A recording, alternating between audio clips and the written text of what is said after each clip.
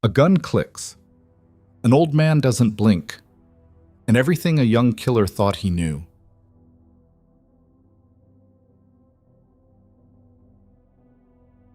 Shatters. This is the story of Ryder Cole, the fastest gun in 3 territories, a name whispered in fear across every dusty town from here to the border. He walked into that saloon looking for another notch on his belt. What he found instead was Silas Creed, a man who'd seen death so many times it bored him. One stood at the beginning of a bloody road, the other stood at the end of it, staring back. Stay with me until the final word. Hit that like button. Drop a comment with your city so I can see how far this story travels.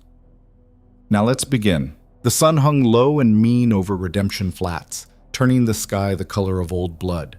Heat shimmered off the hardpack road, distorting the buildings into wavering ghosts of themselves. The town wasn't much. A general store, a livery, a handful of clapboard houses that looked like they'd collapse if you sneezed near them, and the Silver Dollar Saloon, which was the only thing in this godforsaken place that seemed to have any life left in it. Ryder Cole rode in just past 4 o'clock, when the lights started getting tricky and men's nerves started getting twitchy. That was intentional. Everything Ryder did was intentional. He was 23 years old and had 17 confirmed kills. 18 if you counted the rancher outside Dry Creek, but that one was messy and Ryder didn't like to talk about it. The rest, though, clean, quick, professional. The kind of work that built a reputation. And reputation was currency out here. More valuable than gold. More dependable than the law. A good reputation could get you a free drink, a warm bed, respect. A bad reputation, the right kind of bad, could get you fear. And fear, Ryder had learned early, was the only thing people actually honored. His horse, a steel gray gelding named Prophet, picked his way down the main street with the careful steps of an animal who'd seen his share of sudden violence. Ryder sat easy in the saddle, but his eyes moved constantly. Windows, doorways, roof lines, the shadows between buildings where a man with a rifle could hide. 3 years ago, someone had tried to bushwhack him in a town not unlike this one. Ryder had been younger then, sloppier. He'd taken a bullet in the shoulder and killed 2 men in the street before he made it to his horse. He'd learned. Now he never rode into a town without knowing every angle, every escape route, every place death could come from. The few people on the street took one look at him and found urgent business elsewhere. A woman hustled 2 children into the general store. An old-timer sitting outside the barbershop suddenly remembered he needed to be literally anywhere else. A kid, maybe 12, stood frozen on the boardwalk, staring with the kind of wide-eyed fascination that would get him killed someday if he didn't learn better. Ryder knew what they saw. 6 feet of hard angles and harder edges dressed in black from his hat to his boots. Twin Colts on his hips, worn low and tied down. A face that would have been handsome if it wasn't so cold, with pale blue eyes that looked through people instead of at them. The kind of man mothers warned their daughters about. The kind of man fathers told their sons to avoid. He tied Prophet to the hitching post outside the saloon and spent a moment checking the street one more time. Old habit. Paranoia had kept him alive when faster men had died. The batwing doors swung inward with a creak that cut through the low murmur of conversation inside. And just like that, the murmur died. Ryder paused in the doorway, letting his eyes adjust to the dimmer light. The saloon was bigger than the town deserved. Long mahogany bar along the left wall, maybe 15 tables scattered across the floor. A second-story balcony that probably housed rooms where the working girls entertained. A piano sat silent in the corner, its player apparently having decided that music was less important than staying alive. 15, maybe 20 people were scattered throughout the room. Most were already looking at him. The rest started looking the moment someone elbowed them or whispered his name. Ryder Cole. It rippled through the room like wind through wheat. Fear and excitement mixed together, people who'd heard the stories and were now seeing the legend in person. Would he kill someone today? Would they get to see it? Would it be them? Ryder took 3 steps inside and stopped, letting the moment build. This was theater, and he was good at it. The longer he stood there silent, the more their imaginations would work. They'd remember every story they'd heard, every rumor that had drifted through. They'd wonder which ones were true. All of them were true. His eyes swept the room methodically. The bartender, a heavy-set man with impressive mutton chops, had both hands flat on the bar where Ryder could see them. Smart. 3 men at a table near the front were trying very hard to look casual and failing. One had his hand resting a little too close to the gun on his hip. Ryder marked him as a potential problem. 2 working girls on the stairs, their painted faces frozen in expressions that tried for welcoming but landed somewhere around terrified. A card game in the back that had stopped mid-deal, 4 men holding their cards but watching Ryder instead of each other. And in the far corner at a table by himself, an old man who hadn't looked up at all. That was unusual enough to be interesting. The old man had a whiskey glass in front of him, half empty. He was reading a book, an actual book which was rare enough out here that it caught Ryder's attention. He was maybe 65, 70, with white hair that had gone thin on top, and a face carved into deep lines by sun and age. He wore a faded blue shirt and dusty trousers. Nothing remarkable. No gun visible, though that didn't mean much. What was remarkable was that he was the only person in the entire saloon who wasn't looking at Ryder Cole.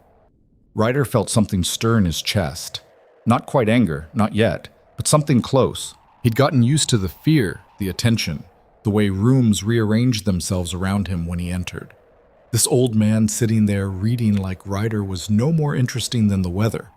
It was disrespectful. And disrespect, in Ryder's world, was something you couldn't let slide. He walked to the bar, his boots loud on the wooden floor. The bartender shifted nervously. "Whiskey," Ryder said. "The good stuff." "Yes, sir, Mr. Cole, sir. Right away." The bartender fumbled for a bottle on the top shelf, nearly dropped it, caught it, poured with a shaking hand that made the liquid splash. "On the house, sir. No charge. Honor to have you." Ryder picked up the glass and took a sip. It was decent whiskey, better than he'd expected in a town like this. He could feel every eye in the room on him except for one pair. He turned, leaning back against the bar, and studied the old man openly. Still reading, turned a page, took a sip of his drink without looking up. The 3 men at the front table were whispering to each other. One of them, a kid who couldn't have been more than 19, looked like he was working up the courage to say something. Ryder had seen that look before. Young guys who wanted to make a name for themselves, who thought maybe they could be the one to take down the great Ryder Cole. They never were. But Ryder wasn't interested in the kid right now. He was interested in the old man who'd had the audacity to ignore him. He pushed off from the bar and walked toward the corner table. His spurs jingled with each step. Several people shifted in their chairs, angling for a better view. The working girls on the stairs moved up 2 steps, putting more distance between themselves and whatever was about to happen. Ryder stopped at the old man's table. Up close, he could see the book was something thick and leather-bound. The pages yellowed with age. The old man's hands were scarred and weathered, the hands of someone who'd worked hard for a long time. "That's my table," Ryder said. The old man didn't look up. "Is it? I don't see your name carved into it." His voice was gravelly, worn smooth like river stones. There was no fear in it, no challenge either, just a statement of fact. Ryder felt his jaw tighten. "I'm telling you, it's my table. That makes it my table." The old man turned another page. "Interesting philosophy. Does that work with most things? You tell them they're yours, and they become yours." Someone in the room inhaled sharply. Ryder heard a chair scrape as someone moved, maybe positioning themselves to dive for cover when the shooting started. "You know who I am?" Ryder asked, his voice dropping into the register he used right before violence. "I heard your name when you walked in." The old man finally looked up, and Ryder found himself looking into eyes that were a faded gray, like old denim. "Ryder Cole. They say you're fast. Fastest you'll ever see." "Maybe." The old man went back to his book. "I've seen a lot of fast men. Most of them are dead now. Fast doesn't mean much in the long run." Ryder's hand dropped to the Colt on his right hip, his fingers settling on the grip with the ease of long practice. "You looking to find out how much it means right now?" "Not particularly." The old man took another sip of whiskey. "I'm trying to finish this chapter. You're welcome to wait, but I'm a slow reader these days. Eyes aren't what they used to be." The room had gone completely silent now. Even the bartender had stopped pretending to clean glasses. This was the kind of moment people would talk about for years. The day someone told Ryder Cole to wait while they finished reading. Ryder leaned forward, placing both hands on the table. The wood creaked under his weight. Old man, I'm trying to be polite here. I could just shoot you and take the table. I've done it before. I'm sure you have. The old man still didn't look up. You've got that look about you, like you're keeping score. 17, Ryder said. 17 men who didn't know when to move when they were told. 18, the old man corrected absently. You're forgetting the rancher outside Dry Creek. Just because it was messy doesn't mean it didn't count. Ryder went very still. That information wasn't common knowledge. He'd made sure of that. How do you know about Dry Creek? I make it my business to know about men like you. The old man finally closed his book, marking his place with a worn leather bookmark. He looked up at Ryder with those faded gray eyes, and there was something in them that Ryder couldn't quite read. Not fear, not anger, something else. Something that looked almost like sadness. Men who are so desperate to feel alive that they'll kill to feel anything at all. You don't know a damn thing about me, Ryder said, but there was something in the old man's words that had found a soft spot, had hit something Ryder didn't like to think about. I know you're standing here threatening an unarmed old man because he won't give up a table in a saloon with 15 empty tables. The old man gestured around the room. I know you need everyone in here to see it because that's what this is really about. Not the table. The performance. The hell would you know about it? Because I used to be you, the old man said quietly. 35 years ago, give or take. Different name, different territory, same stupid, desperate need to prove something that can't be proved. Ryder straightened slightly. You were a gunfighter? I was a lot of things. None of them good. The old man picked up his glass, studied the amber liquid. I was fast too. Faster than you probably, though that's not a boast. Just a fact. And I thought that mattered. Thought it made me somebody. It does make you somebody, Ryder shot back. Out here, you're either the wolf or the sheep. I choose wolf.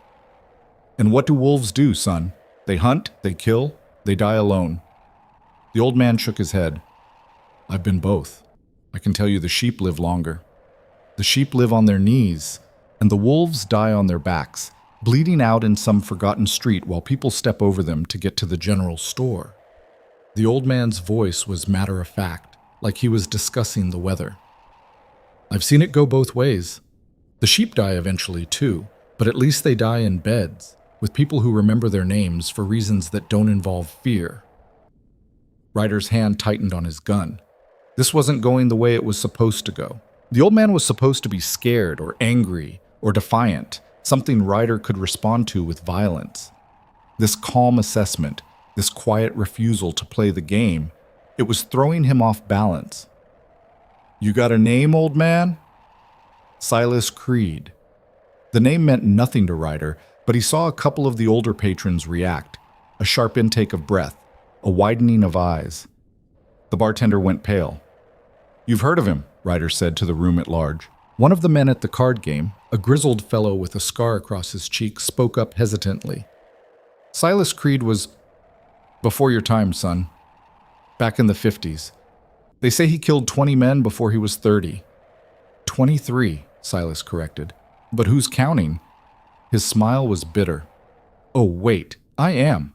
Every single one of them. Every face. Every name when I knew it. Every moment when I pulled the trigger and watched the light go out of their eyes. Then you understand, Ryder said. You know how it is. I understand that you're about where I was when I was 23.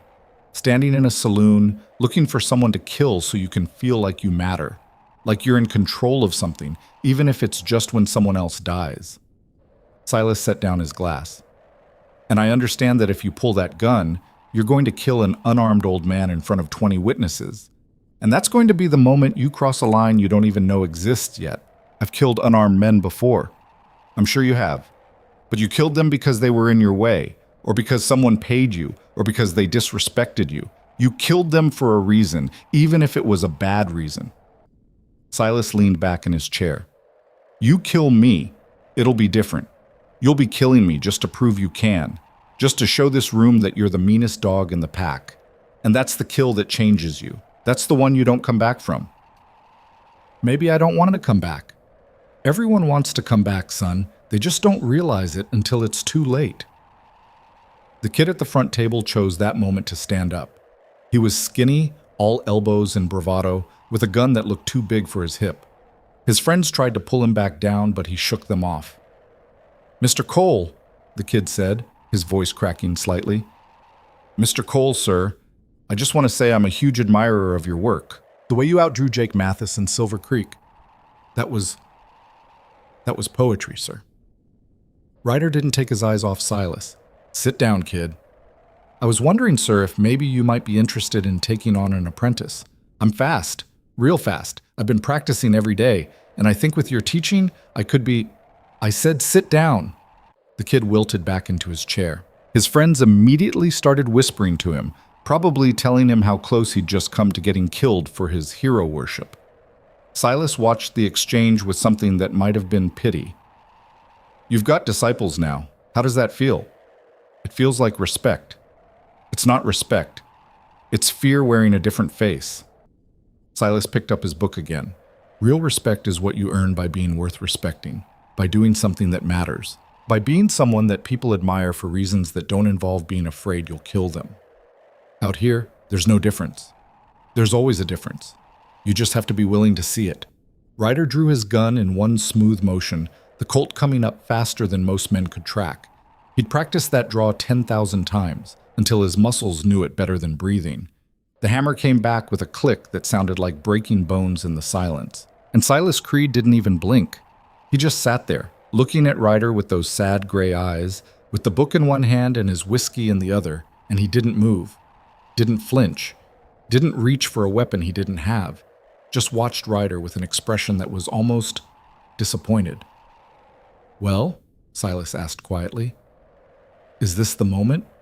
Is this where you become the man who shot an unarmed old man because he wouldn't give up a chair?" Ryder's hand was steady. It was always steady. He could put a bullet through a silver dollar at 20 paces. He could hit a target in pitch darkness from the sound of breathing alone. His hand never shook. But something in his chest was shaking now, something that felt almost like doubt.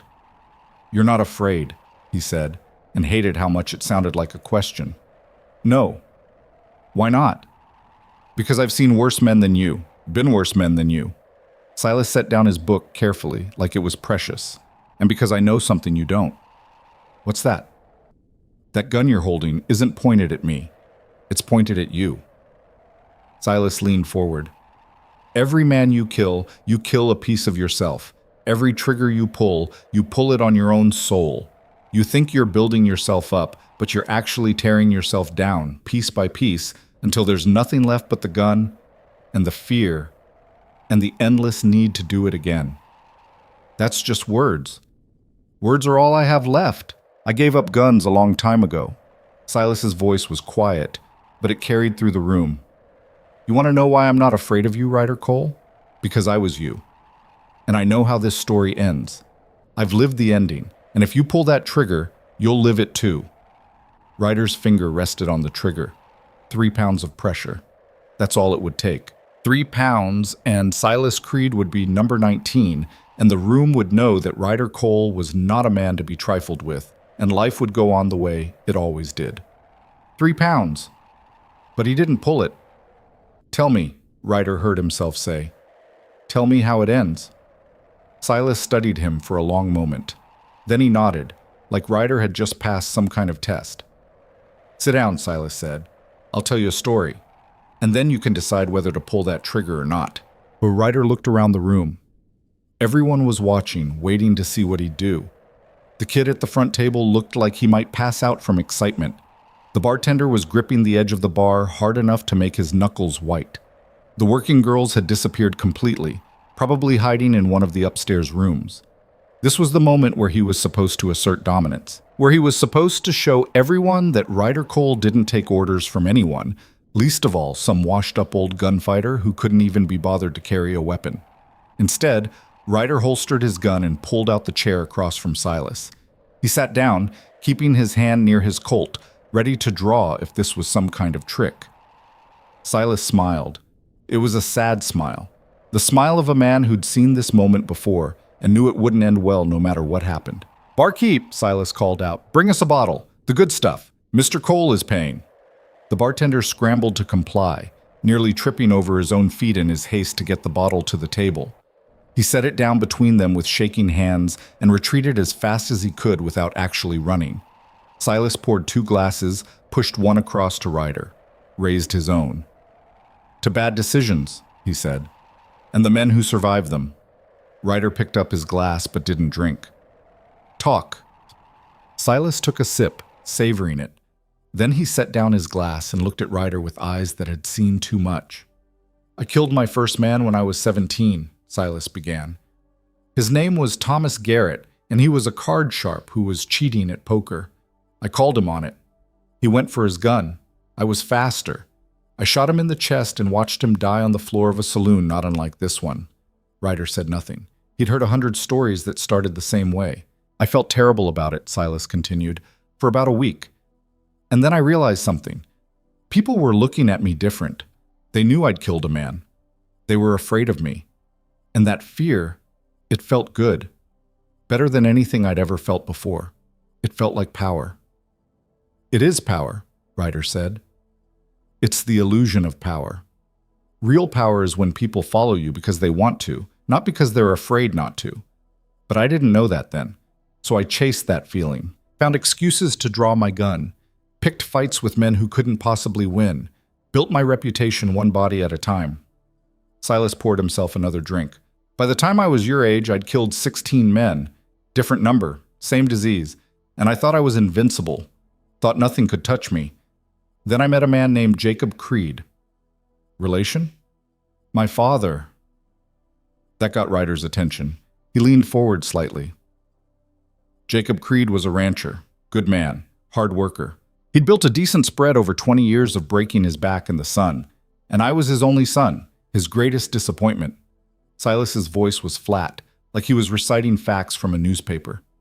"He'd wanted me to take over the ranch. I wanted to be famous. We fought about it, fought a lot, and one day I came home drunk and angry, and he told me I wasn't welcome anymore, told me to get out and not come back until I'd grown up." Silas stared into his glass.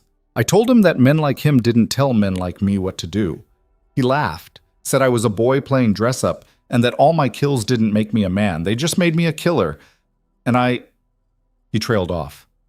The saloon was completely silent now, everyone straining to hear. "I drew on my own father," Silas said quietly. "Put a gun on him, right there in his own house. And you know what he did? Same thing I'm doing now. Didn't flinch, didn't beg. Just stood there looking at me with this expression like his heart was breaking, and he asked me one question." "What question?" "He asked me, 'Who are you trying to kill, Silas? Me or yourself?'" Ryder felt something cold settle in his stomach. "And I couldn't answer him," Silas continued, "because I didn't know. I was so angry, so desperate to prove I mattered, that I couldn't see what I was about to do. Couldn't see that the moment I pulled that trigger, I'd kill the last good thing in my life. The last person who gave a damn about me for reasons that had nothing to do with fear." "But you didn't pull it," Ryder said. "No," Silas said. "I didn't pull it. My hand shook. First time in my life, my hand shook, and I couldn't do it. I lowered the gun, walked out, and I never saw him again." "Why not?" "Because I was ashamed. Because I'd pointed a gun at the man who raised me, and even though I didn't pull the trigger, the intent was there. The willingness was there." Silas's voice was rough now, like the words were costing him something. "He died 3 years later. Rattlesnake bite of all things. By the time I heard about it, he'd been in the ground for months. I never got to apologize. Never got to tell him he was right." Ryder took a drink, needing something to do with his hands. The whiskey burned going down. "So what happened to you after?" "I kept going for a while. Killed 7 more men over the next 5 years. Each one left me emptier than the last. The fear in their eyes stopped feeling like power and started feeling like poison. I started drinking more, sleeping less. Started seeing their faces every time I closed my eyes." Silas looked at his scarred hands. "And one day I was in a town in New Mexico, and a kid challenged me. Couldn't have been more than 18. Same look you've got. Same desperate need to prove himself." "What did you do?" "I drew on him, beat him clean, had my gun pointed right at his chest." Silas met Ryder's eyes. "And I saw my father's face. Saw that look of disappointment, and I couldn't pull the trigger. Couldn't. So I holstered my gun and walked away. And he let you? He shot me in the back. Silas turned slightly in his chair and pulled up the back of his shirt. There was a scar there, old and puckered, just left of his spine. Damn near killed me, Silas said, lowering his shirt. Spent 3 months recovering. When I could walk again, I found out the kid had been bragging about how he'd beaten the great Silas Creed. His reputation was made. Mine was finished. And you know what? I was relieved. Relieved? Because it meant I could stop. The game was over. I wasn't the fastest anymore, wasn't the meanest, wasn't anyone worth fearing. I was just a man with a bullet scar and a lot of regrets. Silas picked up his book, ran his fingers over the worn cover. Took me another 10 years to figure out who I was without the gun. But I figured it out eventually. Ryder sat back, processing. The story felt true in a way that made him uncomfortable. It touched on things he didn't like to think about. The emptiness after a kill, the way the fear in men's eyes had started to feel less like victory and more like confirmation of something rotten inside him. "Why are you telling me this?" he asked. "Because you asked, and because you're standing at the same crossroads I stood at 35 years ago." Silas poured them both another drink. "You can keep going the way you're going. Kill me, kill the next man, kill the next, build your legend, die young and bloody, or live long enough to become what I became. A ghost haunted by the ghosts he made. Or you can walk away. Right now. Put down the gun and find out who Ryder Cole is when he's not trying to be the fastest draw in 3 territories." "I don't know who that is." "Neither did I. That's the point. You have to be willing to not know, to fumble around in the dark for a while, to be nobody before you can be somebody worth being." Ryder looked around the saloon. Everyone was still watching, waiting to see what would happen. The kid at the front table looked confused, like the hero worship was curdling into something else. The bartender was edging toward what Ryder assumed was a shotgun under the bar, just in case. And Silas Creed sat across from him, a man who'd walked the same path and lived to regret it, offering a way out that Ryder wasn't sure he could take. "I don't know how," Ryder admitted, and hated how weak it sounded. "Nobody does. That's the beautiful, terrible thing about change. You have to do it before you know how." Silas raised his glass. "But I'll tell you this. The first step is the hardest. After that, it gets a little easier every day." Ryder stared at his own reflection in the whiskey. A hard face stared back, all sharp angles and cold eyes. The face of a killer. The face of a man who didn't know how to be anything else. "What if I can't?" he asked quietly. "Then you can't.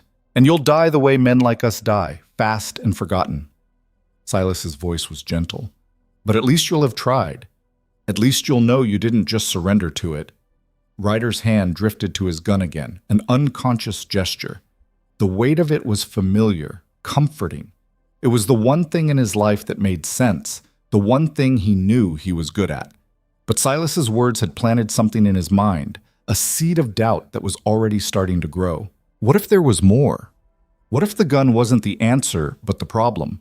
What if every man he'd killed had taken him further from whoever he was supposed to be instead of closer to it? The questions hurt. They hurt worse than any bullet he'd ever taken. He stood abruptly, his chair scraping across the floor. The room tensed, hands moved toward guns. The bartender's hand disappeared under the bar. Ryder looked down at Silas, who sat calm and still, watching him with those sad, knowing eyes. "I need to think," Ryder said. "Take your time. I'm not going anywhere." Silas picked up his book again. "I'll be right here, trying to finish this chapter." Ryder turned and walked toward the door.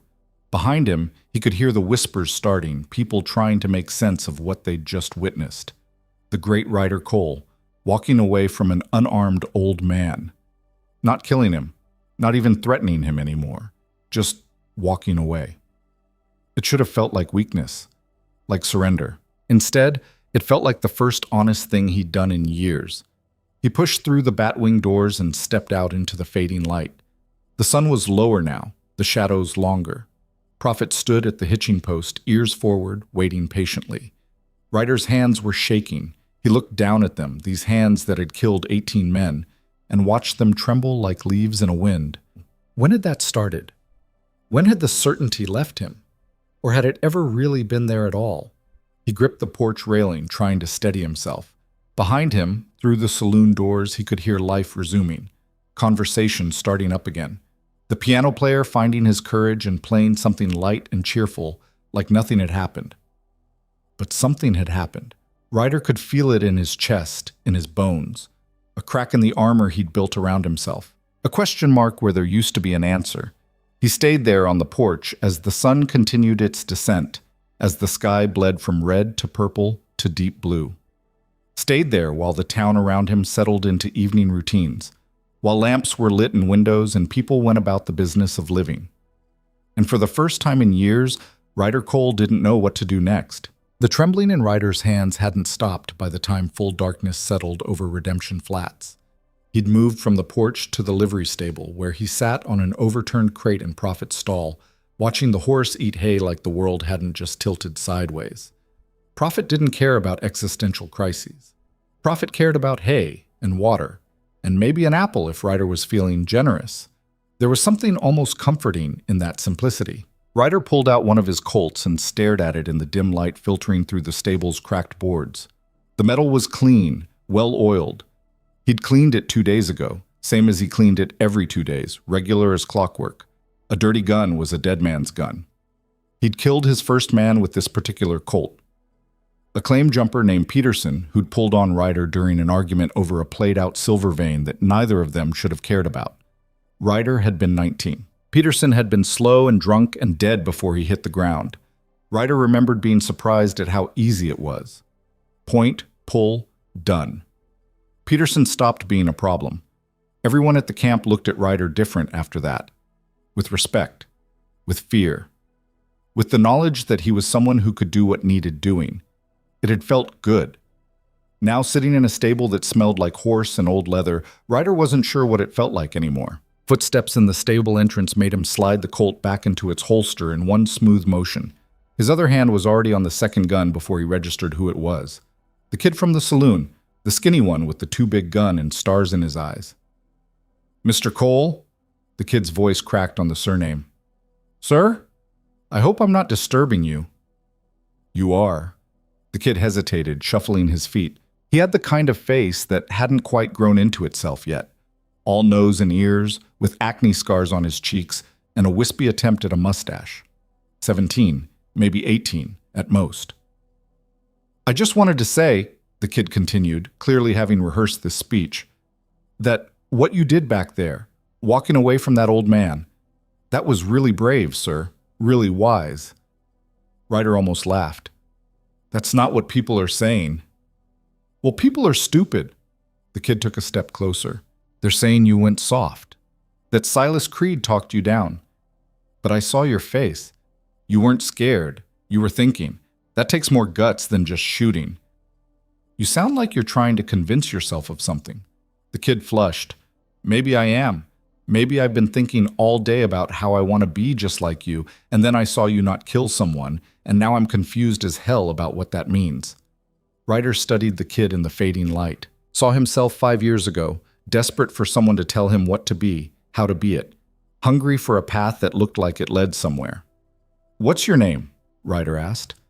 Tommy Briggs." "Well, Tommy Briggs, here's some free advice. Don't be like me." "But I'm 23 years old and I've killed 18 people."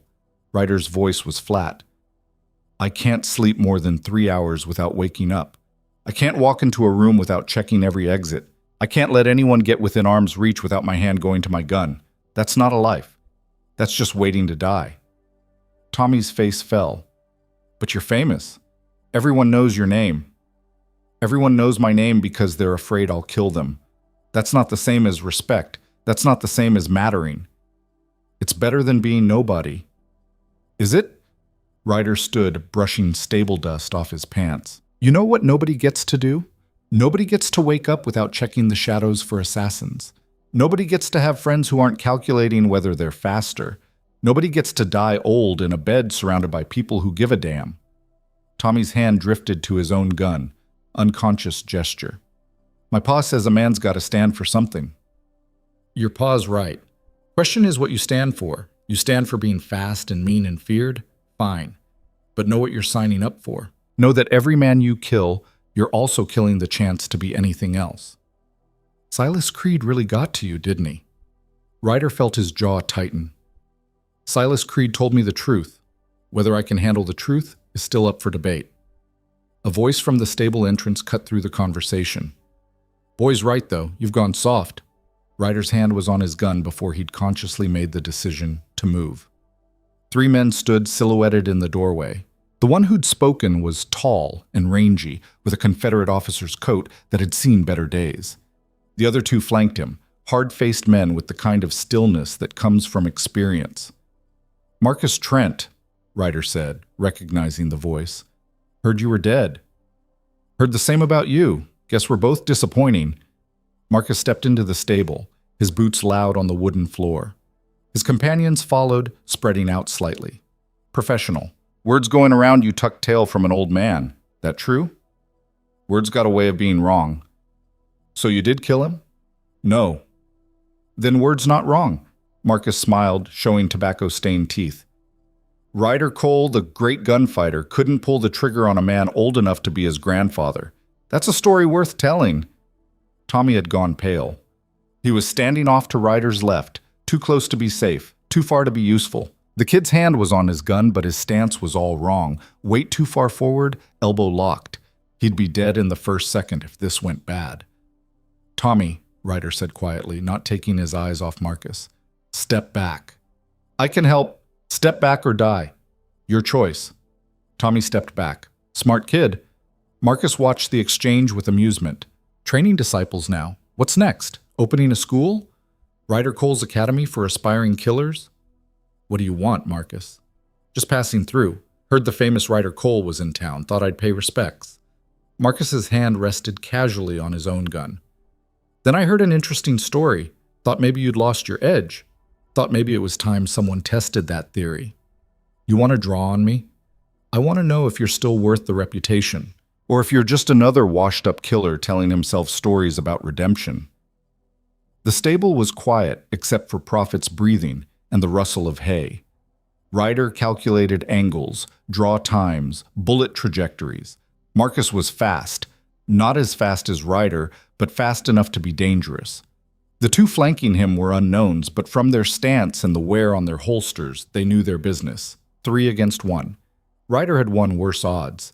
But then he thought about Silas's words, about the endless cycle of proving yourself by killing, about becoming nothing but the gun and the fear. I'm not interested in dancing for you, Marcus. That's not really an answer. It's the only answer you're getting. Marcus's smile widened. So you have gone soft. The great Ryder Cole turning down a challenge. Hell, I should tell everyone I scared you off without even drawing. Something hot and familiar flared in Ryder's chest. Pride. Anger. The need to prove himself that had driven him for so long it felt like breathing. He could draw right now. Could kill Marcus before the man's gun cleared leather. Could put down the other 2 before they processed what was happening. Could walk out of this stable with his reputation intact and 3 more bodies on his conscience. And Silas's question echoed in his head. Who are you trying to kill? Them or yourself? Tell people whatever you want, Ryder said. I'm done playing this game. That's not how this works. You don't get to just quit. Watch me. Marcus's face darkened. You think you can just walk away? After everything you've done, every man you've killed to build that reputation, you think you can just decide it's over? I'm deciding right now. Then you're a fool, because the game doesn't end just because you want it to. There's always going to be someone like me, someone who wants to prove they're better, and they're going to keep coming until someone puts you in the ground. Then I guess that's how it'll end. Marcus stared at him for a long moment. Then he laughed, a harsh, bitter sound. You really have lost it. The Ryder Cole I heard about wouldn't have taken that kind of disrespect. Maybe you heard wrong. Or maybe people change. People don't change, not really. They just get old and scared and try to pretend they were never young and stupid. Marcus spat on the stable floor. You're pathetic. Ryder felt the words hit him, felt the old familiar rage rising, but underneath it was something else, something that felt almost like relief. Because Marcus was right. The game didn't end just because Ryder wanted it to. There would always be another Marcus, another kid like Tommy, Another test of whether he was still the fastest, still the meanest, still worth fearing. And Ryder was tired, bone-deep tired in a way he hadn't let himself acknowledge until now. "You're probably right," he said, "but I'm done anyway." Marcus shook his head in disgust. "You're making a mistake. You walk away from this life. You don't get to come back. You'll be nobody. Just another broke cowboy hoping for work." "I can live with that. Can you? Can you really?" Marcus took a step closer. "Or are you going to wake up in 6 months, broke and desperate, and realize you threw away the only thing that made you special?" The question hit harder than Ryder wanted to admit, because he didn't know. He had no idea who Ryder Cole was without the guns, without the reputation, without the fear. But he knew who he was with them, and that person was empty and haunted and dying by inches. "Guess I'll find out," Ryder said. Marcus studied him for another long moment. Then he shrugged. "Your funeral. Come on, boys, let's find a town with some actual men in it." The three of them turned and walked out, Marcus's laughter echoing in the stable. Ryder stood still, hand still on his gun, waiting for the ambush that didn't come. When their footsteps had faded completely, Tommy let out a breath he'd been holding. "That was close. That was stupid." Ryder's hand finally left his gun. "Could have gotten us both killed." "But you didn't draw. Even when he called you pathetic. Even when he gave you every reason to." "No, I didn't." "Why not?" Ryder looked at the kid's earnest face. "Because I'm trying to be something different. And that means not reacting every time someone pokes at my pride. Does it get easier?" "I'll let you know if I figure it out." Tommy nodded slowly, processing. Then he asked the question that had clearly been eating at him. "Was he right? Are you making a mistake?" "Probably. But it's my mistake to make." The kid left eventually, still looking confused but somehow steadier than when he'd arrived. Ryder spent the night in the stable, not trusting himself to get a room where someone could corner him. Old habits. Morning came gray and cold. Ryder woke with his back aching from the hard ground and Prophet nosing at his shoulder, looking for breakfast. He fed the horse, then walked to the town pump to splash water on his face. The town was waking up around him. Shop owners opening shutters. A woman sweeping her porch. The blacksmith already at work, hammer ringing against anvil. Normal life, the kind Ryder had never been part of. He walked back to the saloon. It was early enough that the place was empty except for the bartender sweeping up from the night before. "We're not open yet," the bartender said nervously. "I'm looking for Silas Creed. He's still here?" "Upstairs, room 3, but I wouldn't—" Ryder was already climbing the stairs. He knocked on the door marked with a scratched 3 in the wood. "It's open," came Silas's voice. The room was small and sparse. A bed, a washstand, a chair by the window where Silas sat reading the same book from yesterday. Morning light slanted through the dirty glass, highlighting the dust in the air. Silas looked up, unsurprised. "Couldn't sleep?" "Not much." "That'll pass, eventually." Silas marked his page and set the book aside. "You look like a man with questions." Ryder closed the door behind him and leaned against it. "Marcus Trent came by last night. Called me out. I didn't draw." "Smart." "He called me pathetic. Also probably accurate, depending on your definition. And I almost killed him for it. Almost drew just to prove I still could." "But you didn't." "No, but I wanted to. And that's what's scaring me." Ryder ran a hand through his hair. "You said the first step was the hardest, but you didn't say the first step was walking around wanting to murder everyone who looks at you wrong." Silas smiled faintly. "That's because I assumed you'd figure that part out yourself.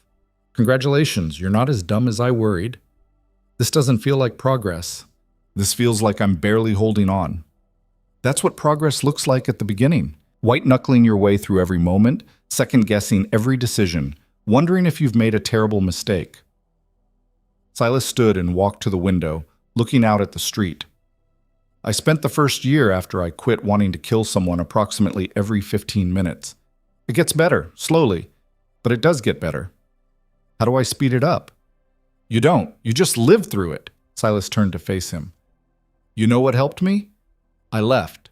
Went somewhere nobody knew who I was. Somewhere I could be nobody for a while without everyone reminding me of who I used to be." "Where'd you go?" "San Francisco first. Worked the docks. Nobody gives a damn about your quick draw when you're loading crates. Then I went north, worked lumber camps, fishing boats, cattle drives, anywhere I could be anonymous. How long? 10 years before I felt like I wasn't pretending anymore, before I could look at myself and not see a killer first. 10 years. The number hit Ryder like a gut punch. 10 years of being nobody, of doing work that didn't matter, of being invisible.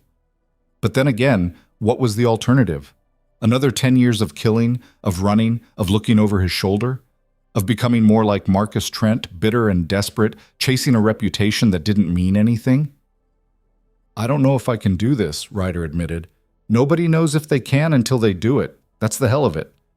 Silas walked over to a battered trunk in the corner and pulled out something wrapped in oilcloth. He unwrapped it carefully, revealing a gun belt with 2 revolvers. You recognize these? Ryder looked closer. The guns were old but well-maintained, the holsters worn smooth. Those yours? Were mine. Haven't worn them in 30 years. Silas ran his hand over one of the grips. I kept them as a reminder of who I was, who I'm not anymore. Why? Because forgetting is too easy. I need to remember what I left behind, what it cost me, what it almost cost others. Silas wrapped them back up carefully. You want to know the real secret to changing? What? You have to want to be someone else more than you want to be comfortable. And comfort isn't always what you think it is. Silas sat back down. Being a gunfighter is comfortable for you. Not because it's easy, but because you know how to do it. You know the rules. You know who you are in that world. Changing means giving up that certainty. Means stumbling around not knowing who you are or what you're doing. And that's terrifying.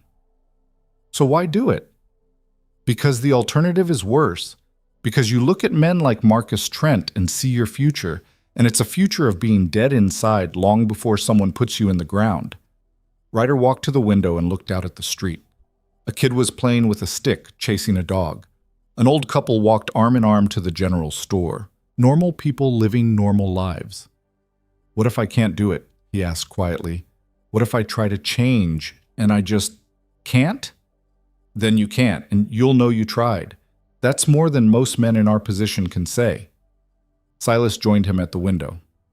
But here's what I think. You walked away from me yesterday. You walked away from Marcus last night. That's 2 times you chose something different when every instinct told you to draw. That's not nothing. Doesn't feel like much. It never does. Change is made up of 1,000 small moments where you choose different, and most of them feel insignificant at the time. But they add up. They compound. And one day you wake up and realize you haven't thought about killing someone in a week. Ryder let that settle. A week without thinking about violence. He couldn't imagine it. I'm leaving today, he said suddenly, surprising himself. Marcus was right about one thing. I can't stay here. Too many people know me, know what I am. Where will you go? Don't know. Somewhere west, maybe. California. Somewhere I can disappear. Silas nodded slowly. That's good. Smart. What about the kid? Tommy? What about him? He's looking at you like you hung the moon. If you leave, he's either going to follow you or try to become you. Either way, he's probably going to get killed. Ryder hadn't thought about that. That's his choice. Is it? You're the one who showed him there might be another way. You walk off without a word. You're just confirming what Marcus said, that this is all a game and everyone's playing. What do you want me to do? Talk to him. Tell him what you're doing and why. Give him a choice that's actually informed. Silas returned to his chair. Or don't. Like you said, it's his choice. But choices made in ignorance aren't really choices. Ryder knew Silas was right, even if he didn't want to admit it. He'd seen himself in Tommy. If he left without a word, the kid would either chase after him or try to fill the void Ryder left behind. Either way led to the same place. A young man with a gun and no idea what to do with it except prove himself. You're a pain in my ass, Ryder said. Silas smiled. I get that a lot. Comes with age and experience. Ryder headed for the door, then paused. That book you're always reading, what is it? Silas held it up. Marcus Aurelius. Meditations. Roman emperor, Stoic philosopher. Wrote about how to live with yourself when you've done things you're not proud of. Does it help? some days more than others. But it reminds me that I'm not the first man to struggle with this. Won't be the last either. Maybe I should get a copy. Maybe you should learn to read first. Ryder blinked. I can read. Can you, though? Or can you just sound out wanted posters and whiskey labels? Silas's expression was serious. Real reading, books, ideas, things that make you think about something other than who's faster and who's meaner. Never had much use for it. That's because you've been using your brain to calculate draw speeds and shooting angles. Time to give it something else to do. Silas tapped the book. This stuff, philosophy, literature, it saved my life. Gave me something to be other than a killer. Something to think about besides blood and fear. Well, Ryder filed that away. Another piece of the puzzle of how to become someone different. Thanks. For yesterday. For today. For not letting me kill you. You're welcome. Though technically you're the one who didn't kill me. I just gave you permission not to. Same thing. Not really, but close enough. Silas opened his book again. Safe travels, Ryder Cole. Try not to shoot anyone on your way to California. I'll do my best. Ryder found Tommy outside the general store trying to buy ammunition on credit and being politely refused by the clerk. The kid's face lit up when he saw Ryder. Mr. Cole, I was hoping I'd see you. I wanted to ask. Walk with me, Ryder interrupted. They walked to the edge of town, where the buildings gave way to scrubland and the road disappeared into the distance. The morning was warming up, the sun burning off the last of the night's chill. I'm leaving, Ryder said without preamble. Today. Right now, soon as I get my gear together. Tommy's face fell. Oh, I thought maybe... And you're not coming with me. But I could help. I could watch your back, and you could teach me, and... Tommy, Ryder's voice was firm. Listen to me. I'm not leaving to find a new territory to work. I'm leaving to stop being a gunfighter, to stop being the man you think you want to be. I don't understand. I'm trying to change, trying to become something other than a killer, and I can't do that with a pupil following me around, asking me to teach him how to do the thing I'm trying to stop doing. Tommy looked crushed. So what am I supposed to do? Whatever you want. Go home to your pa, find honest work, learn a trade, just don't follow the path I followed. It leads nowhere good. But you're famous. Everyone knows your name. Everyone knows my name because they're afraid I'll kill them. That's not fame, that's infamy. And it's a prison. Ryder turned to face the kid fully. You want my advice? Here it is. Go home. Apologize to your pa for whatever you fought about. Learn the family business. Find a girl who doesn't know what a quick draw is and doesn't care. Live a boring, safe, anonymous life and die old in a bed surrounded by grandchildren who think you're boring. That sounds awful. It sounds awful because you're 17 and stupid. When you're 23 and you've killed your first man, it'll sound like paradise. Ryder pulled out his spare Colt and handed it to Tommy. Grip first. Take this. Tommy's eyes went wide. I can't. You can and you will. Sell it. Should get you enough money to get home and then some. Or you can keep it as a reminder of the road you didn't take. Your choice. Tommy took the gun with shaking hands, staring at it like it was a holy relic. I don't know what to say. Say you won't waste your life trying to be me. I won't waste my life trying to be you, Tommy repeated, and Ryder hoped the kid meant it. An hour later, Ryder was packed and ready. Everything he owned fit in his saddlebags. Extra clothes, ammunition, the money he'd saved, and not much else. A life distilled down to what could be carried on horseback. He swung up onto Prophet, who seemed as ready to leave as he was. The town had mostly ignored his departure. A few curious glances, but nobody tried to stop him. Nobody asked where he was going or when he'd be back, because nobody cared about Ryder Cole the person. They only cared about Ryder Cole the gunfighter. And that man could disappear tomorrow, and it wouldn't matter to any of them. That realization should have hurt. Instead, it felt freeing. He turned Prophet west, toward the setting sun, toward California and the Pacific, and whatever life waited there for a man trying to be someone new. The road stretched out empty and dusty, with no guideposts, no certainties, no guarantees, just possibility. Behind him, Redemption Flats grew smaller.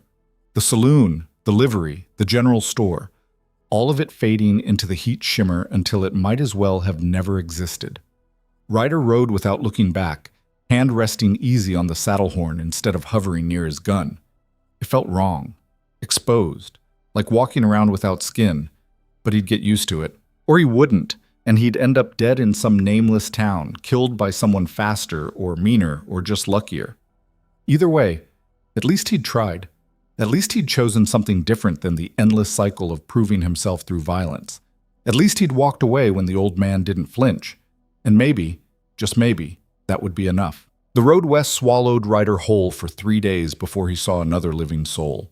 Just him, Prophet, and a landscape that went from scrubland to proper desert, the kind that cooked a man if he wasn't careful about water and shade. He passed abandoned homesteads, sun-bleached bones of cattle that hadn't made it through the last drought, and once, a grave marker so weathered he couldn't read the name. Nobody to impress out here. Nobody to fear him or challenge him or ask him to prove anything. Just empty miles and the sound of Prophet's hooves on hard ground. It should have been peaceful. Instead, Ryder couldn't stop his hand from drifting to his remaining Colt every time he heard a noise. A bird taking flight became an ambush. A jackrabbit bolting through brush became a man with a rifle. His body was so trained for violence that it kept preparing for fights that weren't coming. On the 4th day, he made it to a town called Bitter Springs. The name fit. The place had one of those natural springs that tasted like minerals and disappointment, and the town built around it looked about the same. Maybe 30 buildings, half of them empty. A place people passed through on their way to somewhere better. Perfect. Ryder tied Prophet outside what passed for a saloon and pushed through the door. Inside, a handful of patrons sat scattered at tables, and none of them looked up when he entered. That was different. Usually his entrance was an event. The bartender, a woman in her 40s with graying hair and forearms like a lumberjack, nodded at him. What'll it be? Whiskey and information. Whiskey I got. Information depends on what you're asking. She poured him a shot. 2 bits. Ryder paid, downed the whiskey. It was terrible, which somehow felt appropriate. I'm looking for work, honest work. Ranch hand, store clerk, anything that doesn't involve shooting people. The bartender raised an eyebrow. You on the run? Something like that. Well, you don't look like much of a ranch hand, but old McCready's been looking for help at the freight office. Loading and unloading wagons. Pays terrible, back-breaking work, and he's an ornery bastard. Sounds perfect. You're either desperate or stupid. Little of both, probably. She gave him directions to the freight office, which turned out to be a warehouse at the edge of town. McCready was exactly as advertised. A bear of a man in his 60s with a permanent scowl and a vocabulary that consisted mainly of creative cursing. You ever load a wagon before? McCready asked, looking Ryder up and down with clear skepticism. No, sir. You got a bad back? Bad knees? Any reason you can't lift heavy things all day in the sun? No, sir. You planning on stealing from me? No, sir. You planning on disappearing after 2 days when you realize this job is harder than you thought? Ryder paused. I'm planning on staying as long as you'll have me, McCready grunted. We'll see. Pays $1 a day, meals included if you can stomach my daughter's cooking. You sleep in the barn out back. Work starts at sunup, ends when the wagons are loaded. You show up drunk or lazy, you're gone. Understood? Understood. Good. Start tomorrow. Now get out of my sight. You're making the place look untidy. Ryder found himself smiling as he left. It was the first honest conversation he'd had in years where the other person wasn't calculating whether they could outdraw him. The barn was cleaner than some hotels he'd stayed in. He made himself a bedroll in an empty stall, checked that Prophet was settled in the stable proper, and lay down to sleep. For the first time in months, he slept through the night. The work was brutal. McCready hadn't been exaggerating about the backbreaking part. Crates of mining equipment, sacks of grain, barrels of who knows what, all of it had to be loaded, secured, unloaded, and stacked. Ryder's hands, so accustomed to the smooth grip of a Colt, developed blisters. His back, used to long rides and quick draws, screamed in protest at the constant lifting. And it felt good. There was something clean about it, something honest. At the end of the day, you could see what you'd accomplished. Wagons loaded, goods sorted, work done. No blood, no bodies. No haunted looks from people who'd seen you kill. McCready's daughter, Sarah, brought lunch every day at noon. She was in her early 20s, plain-faced and sharp-tongued, with her father's build and her mother's eyes, whoever her mother had been. The first day she'd looked at Ryder's gun belt and raised an eyebrow. "You planning on shooting the freight?" she'd asked. "Old habit," Ryder had said. "Get new habits." The second week, he stopped wearing the gun during work hours, left it in the barn. It felt like walking around naked at first, but gradually the absence became normal. Just another thing he was learning to live without. The other workers were a mixed bunch, an older Mexican man named Diego who'd been working freight for 20 years. A kid barely older than Tommy named Peter who never shut up and was always getting in trouble for slacking off. A freed slave named Samuel who kept to himself but did twice the work of anyone else. None of them knew who Ryder was. None of them cared. He was just another set of hands, and out here, that's all that mattered. One afternoon, about 3 weeks in, a wagon train rolled into town. Nothing unusual about that. Bitter Springs was a waypoint on several routes west, but one of the riders made Ryder's blood run cold. Marcus Trent. Ryder was hauling a crate when he spotted him. Marcus was talking to someone near the saloon, gesturing animatedly, probably telling stories about his exploits. He hadn't seen Ryder yet. Ryder's first instinct was to drop the crate and run. His second was to go for his gun, which was in the barn, which was stupid because he was trying not to be that person anymore. His third was to just keep working and hope Marcus didn't notice him. He went with option 3. "You all right?" Diego asked, seeing Ryder freeze. "You look like you seen a ghost." Something like that. Ryder forced himself to keep moving. "I'm fine." But he wasn't fine. His hands were shaking again, the same way they'd shaken in Redemption Flats, the same way they always shook when the past caught up. He managed to avoid Marcus for the rest of the day by staying close to the warehouse, keeping his head down, working through the lunch break. But he knew it was temporary. Bitter Springs was too small to hide in for long. That evening, as Ryder was washing up at the pump behind the barn, he heard footsteps. He turned to find Sarah standing there, arms crossed. "Want to tell me why you've been jumping at shadows all day?" "I'm fine." "That's the second time you've said that, which means you're not fine." She sat on the edge of the water trough.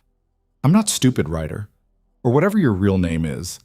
He'd given McCready the name Ryder, not Cole, just Ryder. It had felt like a compromise at the time. "My name is Ryder," he said. "And the rest of it? The rest of it doesn't matter. It matters if it's going to bring trouble to my father's door." Her voice was hard. "There's a man in town bragging about being a famous gunfighter. Says he's killed more men than he can count. Ring any bells?" Ryder's jaw tightened. "I'm not looking for trouble." "That's not an answer." He sat down heavily on the ground, suddenly exhausted. "I used to be like him. Like Marcus. I killed people for money, for reputation, for all the stupid reasons men kill each other out here. And I'm trying not to be that person anymore. And is it working? I don't know. Some days I think maybe I can do this. Other days I want to put a bullet in someone just to feel like I'm in control of something." Sarah was quiet for a moment. "My mother was killed by a man like you used to be, I mean. Gunfighter type, all swagger and violence. Came through town looking for someone, didn't find him, got drunk, started shooting. She was just in the wrong place." Ryder felt something cold settle in his stomach. "I'm sorry. Are you, or are you just saying that because it's what you're supposed to say?" "Both, probably. I don't know how to do this. How to be sorry for things I can't fix. How to live with what I've done." "Yeah, well, you're going to have to figure it out." Sarah stood. "Because that man, Marcus, he's asking around about a gunfighter who passed through here recently. Tall, dark hair, pale eyes. Sounds an awful lot like you." "I haven't done anything to him." "Doesn't matter. Men like him don't need a reason. They just need an excuse." She headed back toward the house, then paused. "My father likes you, says you're a good worker. Don't make him regret hiring you." Ryder spent the night in the barn, gun within reach, not sleeping. Around midnight, he heard voices outside. Men talking, searching. He recognized Marcus's voice among them. "Saw him, I'm telling you, working at the freight office like some common laborer. The great Ryder Cole loading crates for $1 a day. It's pathetic." "You sure it was him?" Another voice, unfamiliar. "I know what Ryder Cole looks like. That's him. Probably using a fake name, hiding out here like a coward. So what do you want to do? What do you think? I'm going to call him out, make him face me. Show everyone that the legend is just a scared boy playing dress-up. Their voices faded as they moved away. Ryder sat in the darkness, gripping his Colt, feeling the weight of the choice ahead of him. He could leave tonight. Saddle Prophet, ride out before dawn, disappear into the desert. Keep running, keep hiding, keep trying to outrun a reputation that would follow him everywhere. Or he could face Marcus, could draw on him, kill him, prove he was still the fastest, and in doing so, prove that nothing had changed. That 3 weeks of honest work meant nothing against 3 years of violence. Or he could do something else, something that terrified him more than either option. He could stay. Could face Marcus without drawing.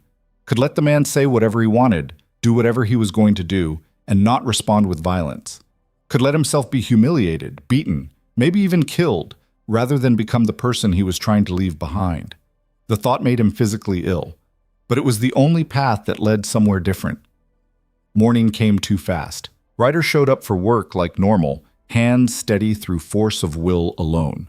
McCready took one look at him and frowned. "You look like hell." "Didn't sleep well." "Well, you're about to sleep worse. There's a bunch of jackasses from the wagon train saying you're some kind of famous killer. That true?"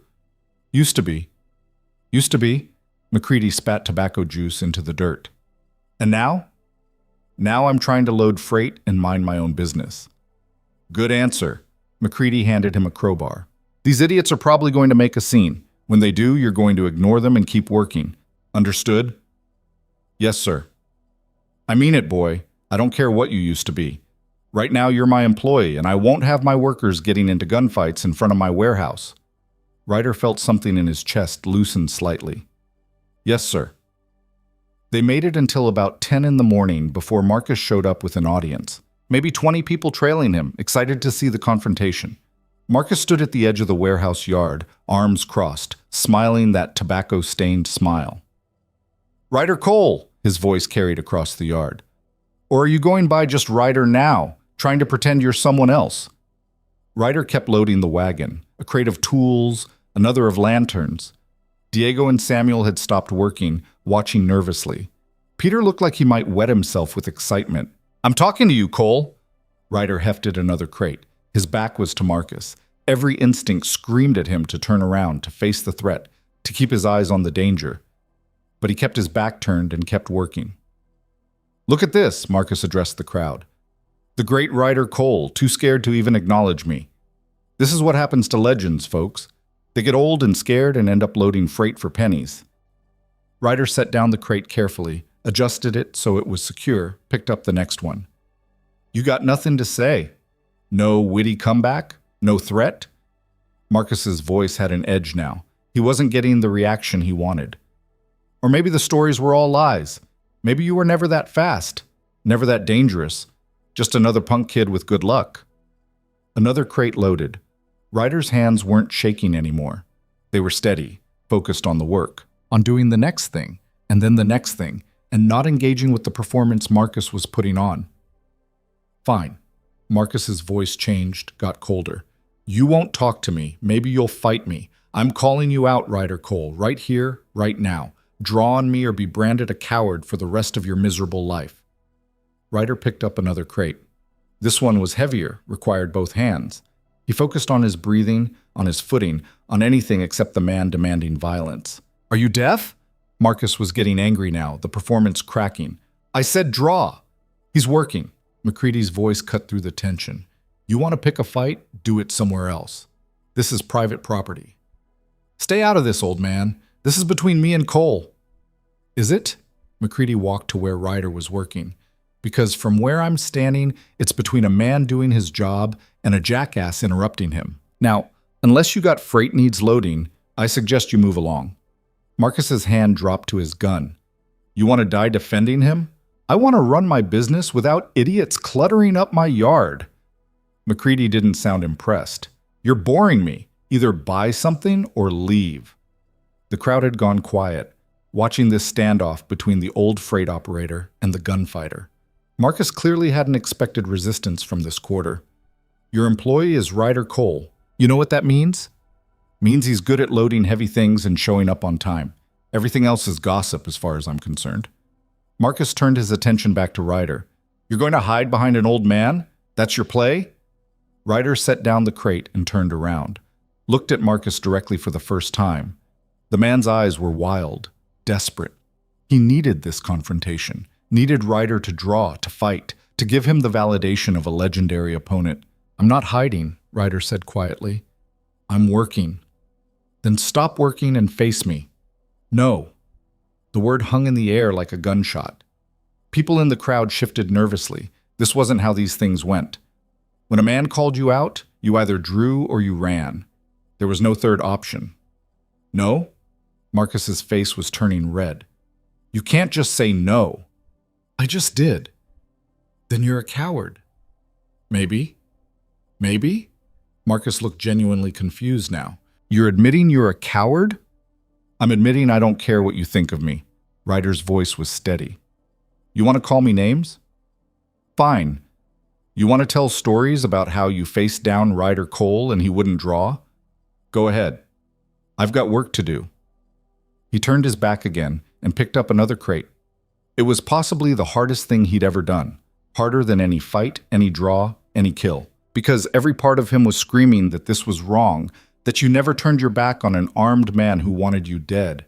But he did it anyway. You son of a... Marcus's voice cracked. Turn around. Ryder kept working.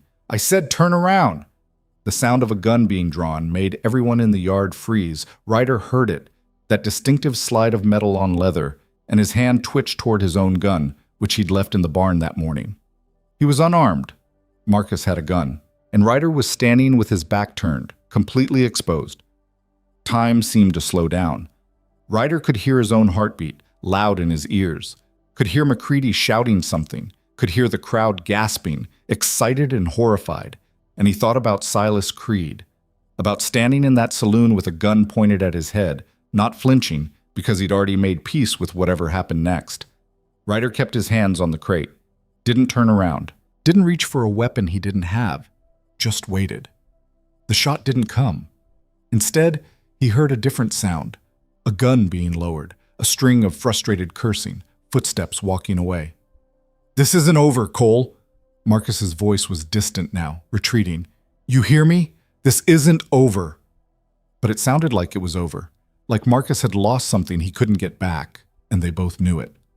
Ryder finally turned around. The crowd was dispersing, looking disappointed that there hadn't been any bloodshed. Marcus was walking back toward the saloon, his two companions trailing behind, and even from a distance, Ryder could see the defeat in his shoulders. McCready was staring at Ryder with an expression somewhere between respect and disbelief. That, the old man said slowly, was either the bravest or the stupidest thing I've ever seen. Probably both, Ryder admitted. His legs felt weak. The adrenaline was catching up to him, making his hands shake. He could have shot you in the back. Yeah. You were counting on him not to? No, I was just not doing what he wanted me to do. McCready shook his head. You're a strange one, Ryder, whatever your name is, but you got spine. I'll give you that. He clapped Ryder on the shoulder. Take the rest of the day. You look like you're about to fall over. Ryder made it to the barn before his legs gave out. He sat in the straw, back against the wall, and shook. Not from fear. He'd been shot at before, had faced death a dozen times without flinching. This was something else. The physical release of choosing not to fight, of deliberately making himself vulnerable, of trusting that there was another way. He'd turned his back on an armed man and lived. It shouldn't have worked. By all rights, Marcus should have killed him. But something in the act of refusing to play the game had broken the rules of the game itself. Marcus had needed Ryder to fight back, to be worthy of killing. Without that, the whole thing fell apart. Sarah found him there an hour later, still sitting in the straw, staring at nothing. You all right? Everyone keeps asking me that. That's because you keep not being all right. She sat down next to him. That was stupid, what you did. I know. Could have gotten killed. I know. But it worked. I know. They sat in silence for a while. Outside, the normal sounds of the freight yard resumed. Diego calling out to Peter, wagons rolling, the everyday noise of work being done. "My father told me what happened," Sarah said finally. "With the gun. Said you just stood there with your back turned." "Yeah." "Why?" "Because if I'd turned around, if I'd drawn, I would have killed him. And then I'd be exactly what he said I was, what I've been trying not to be." "And what's that?" "A killer. Just a killer. Nothing else." Sarah pulled up a piece of straw and twisted it between her fingers. "You know what I think? I think you're punishing yourself, putting yourself in danger because you think you deserve it for what you've done." "Maybe. That's not going to fix anything. Won't bring back the people you killed. Won't make you clean." "I know, but I don't know what else to do. You could start by forgiving yourself." Ryder laughed, a bitter sound. "I don't think I've earned that yet." "You don't earn forgiveness. That's not how it works." Sarah stood up, brushing straw off her dress. "But you keep working at it. Keep being someone different. Eventually, maybe you'll believe it." She left him there. Ryder sat in the barn until the sun started setting, painting the sky that same bloody red he'd seen in Redemption Flats a month ago. A month. It felt like years. That night, Marcus and his wagon train left town. Ryder watched from the barn as they rolled out, Marcus looking smaller somehow, defeated. The man had come looking for a legend to kill and found only a freight worker who wouldn't fight back. Whatever story Marcus told after this, it wouldn't be the one he wanted to tell. Ryder slept better that night than he had in weeks. No nightmares. No faces of dead men haunting his dreams. Just darkness and rest, and the comfortable ache of muscles worked hard in honest labor. In the morning, he was back at the freight yard before dawn. McCready was already there, drinking coffee and looking over the day's manifests. "You're early," the old man said. "Couldn't sleep." "That's a lie, but I'll let it slide." McCready handed him a cup of coffee. "Had some time to think about your situation." And I'm promoting you. Not much of a promotion. You'll be helping run the schedules, tracking shipments, that sort of thing. Still heavy lifting, but also some book work. Pays an extra 50 cents a day. Ryder blinked. "Why?" "Because you're smart enough to read and write, which puts you ahead of most of my crew. And because anyone who can face down a gunfighter without flinching can probably handle a difficult customer." McCready sipped his coffee. "Also because my daughter likes you, and she's got good instincts about people." "I don't know what to say." "Say yes or say no. I don't have time for speeches." "Yes, thank you." "Good. Now drink your coffee and let's get to work. We've got 3 wagons going out today, and they're not going to load themselves." As the sun came up over Bitter Springs, Ryder Cole stood in the freight yard with a cup of bad coffee and a job that paid $1.50 a day, and for the first time since he could remember, he felt something that might have been hope. It was small and fragile and could disappear at any moment, but it was there, and that was enough. The promotion changed things in ways Ryder hadn't expected. The bookwork meant spending hours in McCready's cramped office, learning how to track inventory, calculate costs, plan routes. It meant sitting still, which was harder than any physical labor he'd done. His mind would wander to dark places when he wasn't moving, wasn't working his body into exhaustion.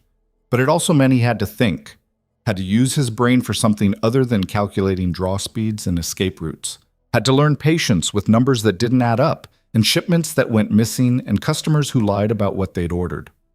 2 months passed, then 3. The calluses on his hands started to fade. The constant tension in his shoulders began to ease. He still wore his gun, couldn't quite bring himself to give it up completely, but he'd stopped checking it compulsively, stopped sleeping with his hand on the grip.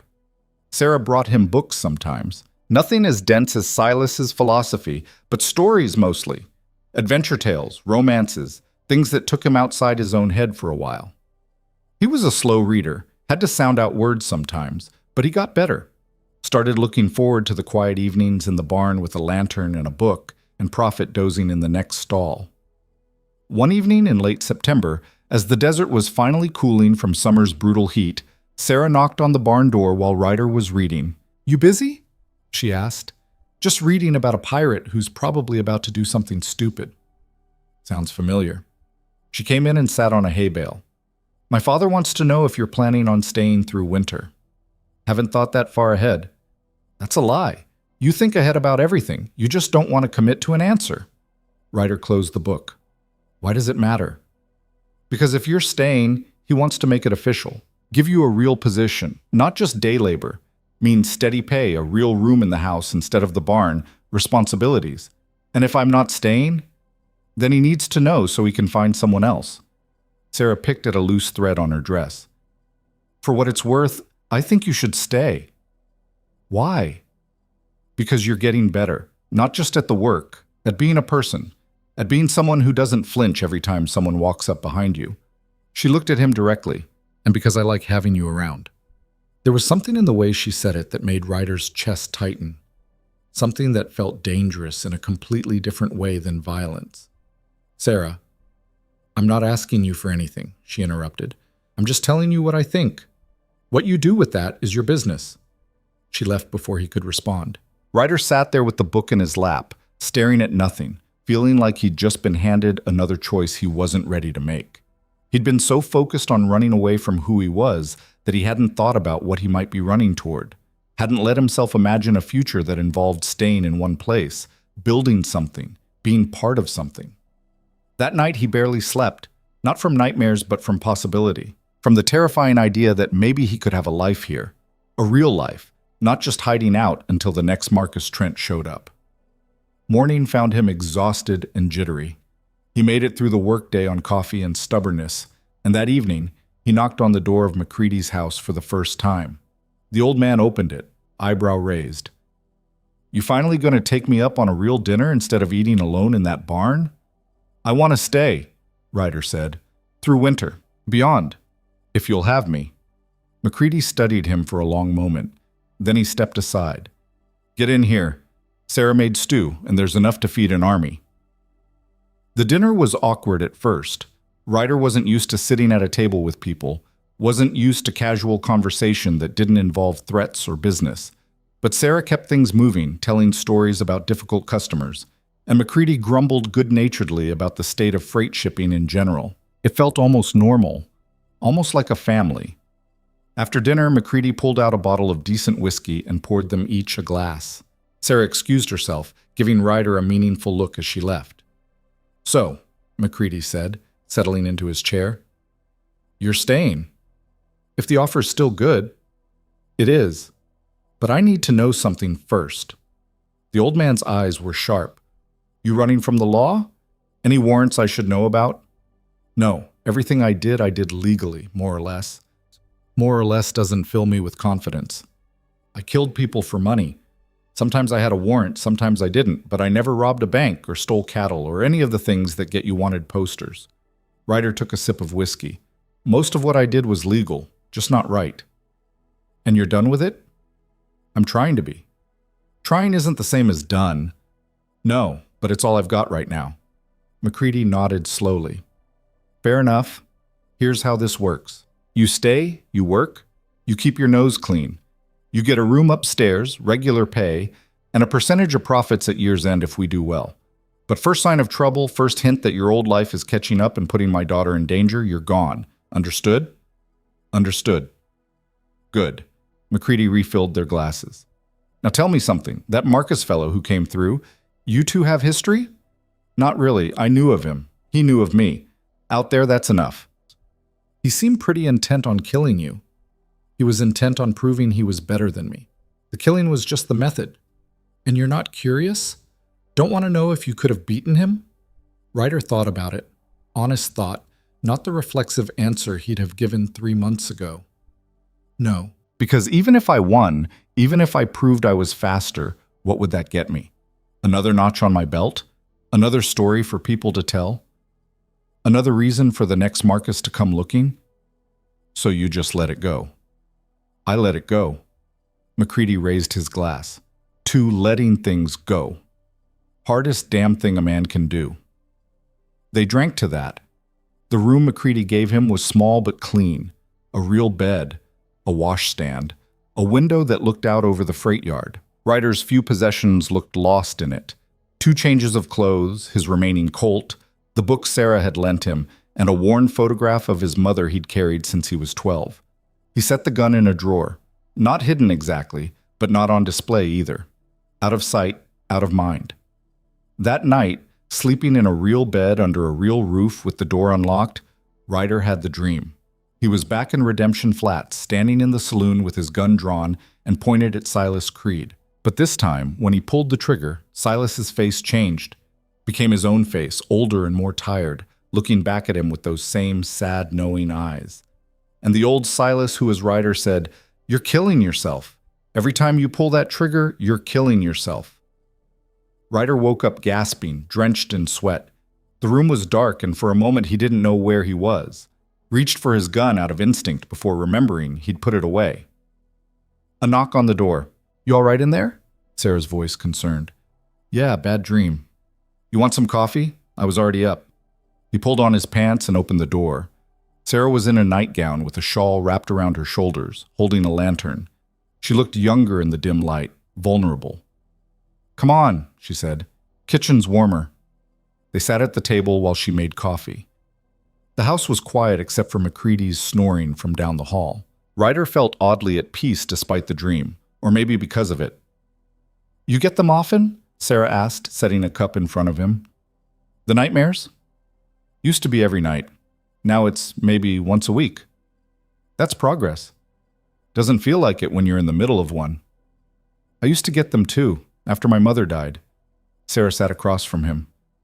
"I'd dream I could save her, could warn her, pull her out of the way, something. But I was always too slow and she'd die anyway, and I'd wake up feeling like I'd killed her myself." "How'd you make them stop?" "I didn't. They just faded over time, and I stopped blaming myself for not being able to change what already happened." Ryder wrapped his hands around the warm cup. "Do you ever forgive yourself for surviving when she didn't?" "Some days.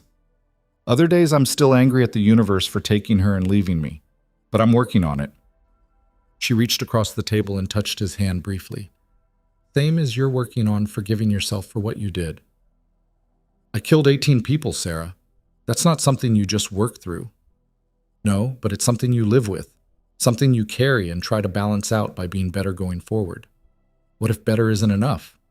"Then it isn't, but you still have to try." They sat in comfortable silence, drinking coffee and listening to the night sounds outside. Ryder felt something shift in his chest, something that had been closed off for so long he'd forgotten it was there. "Thank you," he said quietly. "For what?" "For not being afraid of me, for treating me like I'm worth something." Sarah smiled, and it was sad and warm at the same time. "You are worth something. You just forgot for a while." Winter came to Bitter Springs with surprising force. The desert, so brutal in summer, turned bitter cold at night. Ryder learned to bank the fires in the freight office, to wrap pipes so they wouldn't freeze, to check on the animals twice a day to make sure they had enough hay and water. The work slowed down, fewer wagons traveling in the worst weather, but there was always something to do. Repairs on equipment, inventory of stock, planning for the spring rush. McCready taught him the business side, the negotiating with suppliers and customers, the delicate balance of running a freight company in a small town. And slowly, carefully, Ryder started to build something that looked like a life.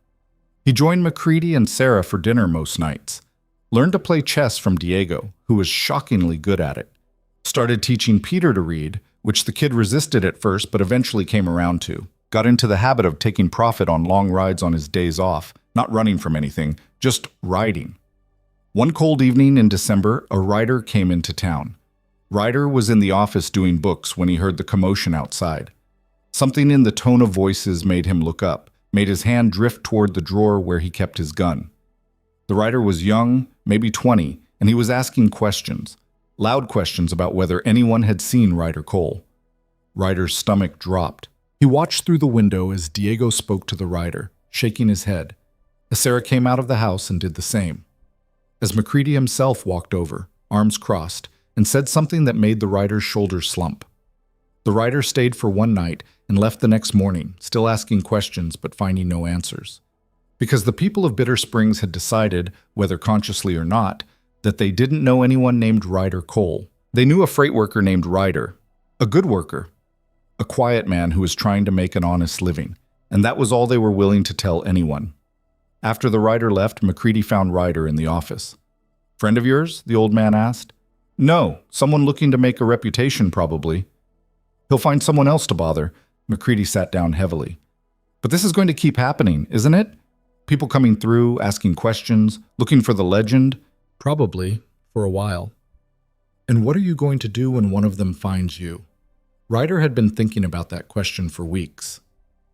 Same thing I did with Marcus. Not give them what they want. That's a risk. Everything's a risk, McCready grunted. You know what Sarah told me the other day? She said you were good for this town. Said you showed people that men can change, that the past doesn't have to be the future. She's giving me too much credit. Maybe, or maybe you're not giving yourself enough. The old man stood. Point is, you've got people here who believe in you. Don't forget that when the next idiot comes through looking for trouble. Christmas came. Ryder had never celebrated it much, hadn't had a family to celebrate with since he was young. But Sarah insisted on doing something, and McCready grumbled but went along with it, and suddenly Ryder found himself helping decorate a tree and string popcorn and drink hot cider. It felt foreign and strange and surprisingly good. Sarah gave him a book, a real book, brand new, something about philosophy that she said reminded her of what he'd told her about Silas Creed. McCready gave him a new coat, warm wool that fit perfectly. And Ryder, who hadn't bought a gift for anyone in over a decade, gave them each something small. A carved wooden box for Sarah's sewing supplies, a new pipe for McCready. Where'd you learn to carve? Sarah asked, running her fingers over the smooth wood. My father taught me, before he died. Ryder hadn't thought about his father in years. He used to say idle hands were the devil's workshop, kept me busy carving things so I wouldn't get into trouble. Didn't work very well, did it? McCready said, but there was no judgment in his voice. No, but I remembered the carving. That night, Ryder sat by the fire with his new book and his new coat and the strange feeling of belonging somewhere, of being part of something that mattered to people who mattered to him. And for the first time since Redemption Flats, he let himself imagine a future, a real future, not just survival. Maybe he'd run the freight office someday. Maybe he'd save up enough to buy his own place. Maybe, and this thought came with equal parts terror and hope, maybe Sarah's interest in him was something he could pursue, something that could become real. Or maybe it would all fall apart. Maybe his past would catch up in a way he couldn't handle. Maybe the next Marcus Trent wouldn't be satisfied with words. Maybe Ryder would slip, would reach for his gun, would become the killer again. But for tonight, sitting by the fire in a house that felt like home, those maybes seemed distant and manageable. The new year came quiet and cold. McCready threw a small party for his workers and their families. Diego brought his wife and 3 children. Samuel brought his sister. Peter showed up drunk and had to be sent home by his mother, who apologized profusely. Ryder stood on the edge of it all, watching families interact, seeing the casual affection and teasing that came from people who knew each other well. He'd never had this, never even imagined it was possible for someone like him. Sarah found him near midnight, standing on the porch and looking at the stars. You're missing the party, she said. Just needed some air. Liar. You're doing that thing where you convince yourself you don't deserve to be inside with everyone else. The Ryder didn't argue. She knew him too well. You know what I think? Sarah leaned against the railing next to him. I think you're so busy punishing yourself for your past that you can't see your present, can't see that people like you, that you've built something here. I don't know how long it'll last. Nothing lasts forever. That's not a reason not to appreciate what you have right now. You make it sound simple. It is simple. Not easy, but simple. She turned to look at him. You're a good man, Ryder. I know you don't believe that yet, but I'm patient. I can wait until you figure it out. Before he could respond, she kissed him. Quick and warm and completely unexpected. Then she pulled back, smiled, and went inside, leaving him standing there with his heart pounding and his thoughts in chaos. He touched his lips, feeling the ghost of the kiss, and something in his chest cracked open. Something that had been frozen for so long he'd forgotten it could thaw. Inside, the party continued. Laughter and music and the sound of people celebrating another year survived. And for the first time in his life, Ryder Cole felt like he might survive too. Not just in body, but in spirit. Felt like he might actually become someone worth being. The thought terrified him and thrilled him in equal measure. He stayed on the porch for another few minutes, letting the cold air clear his head. Then he went inside, found Sarah, and asked her to dance. She said yes, and they moved awkwardly to music neither of them really knew how to dance to, and it was perfect in its imperfection. And somewhere far away, in a saloon in Redemption Flats, an old man named Silas Creed sat reading his book and smiled, like he knew something good had happened, even if he couldn't see it. Because some stories end with blood and violence and regret. But some stories end with dancing, and this one, against all odds, was becoming the latter. The winter passed slow and steady. Ryder settled into routines that felt less like hiding and more like living. Morning coffee with McCready, going over the day's plans. Afternoons in the freight yard, supervising loads and teaching Peter how to handle difficult customers. Evenings with Sarah, sometimes talking, sometimes reading, sometimes just existing in the same space. February brought a cold snap that froze the spring solid for 3 days. The town rallied together, sharing supplies, checking on neighbors, keeping fires going.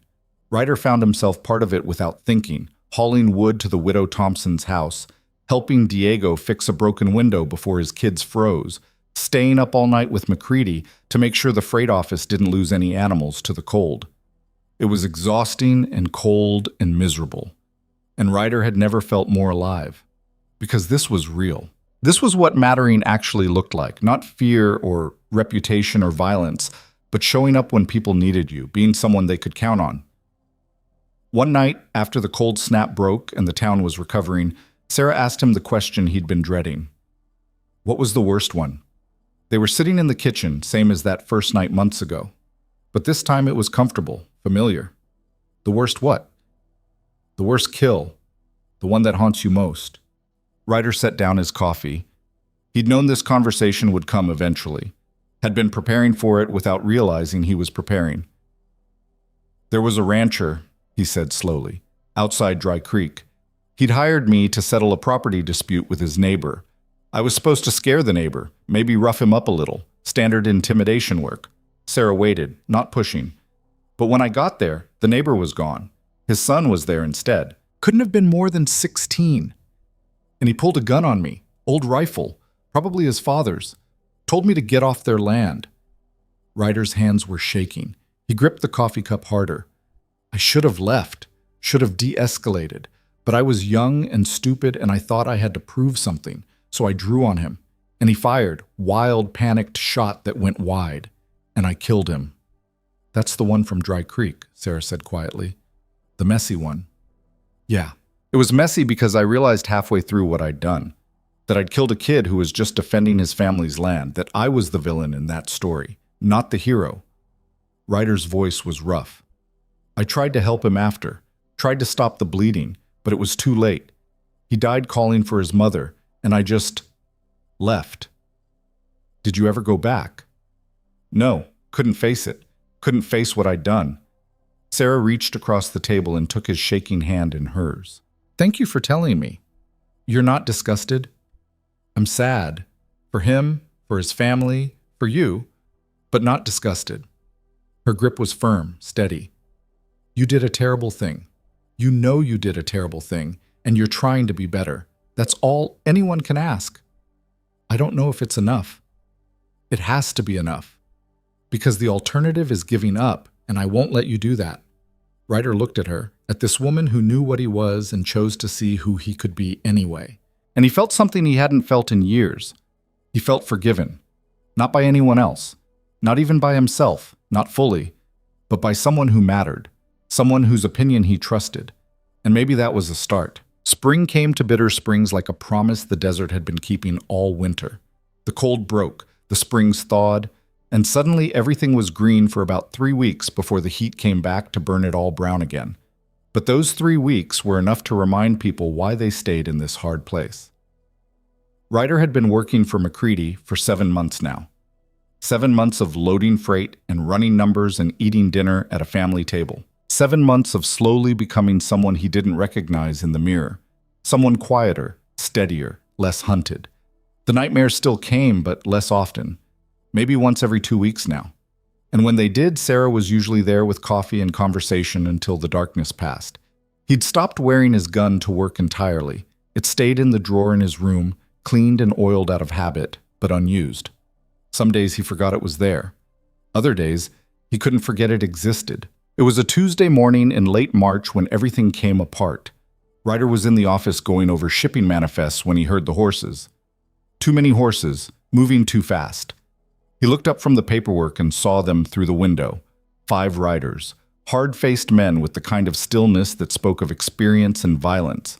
His hand started to reach for the gun that wasn't there before he remembered he'd stopped carrying it.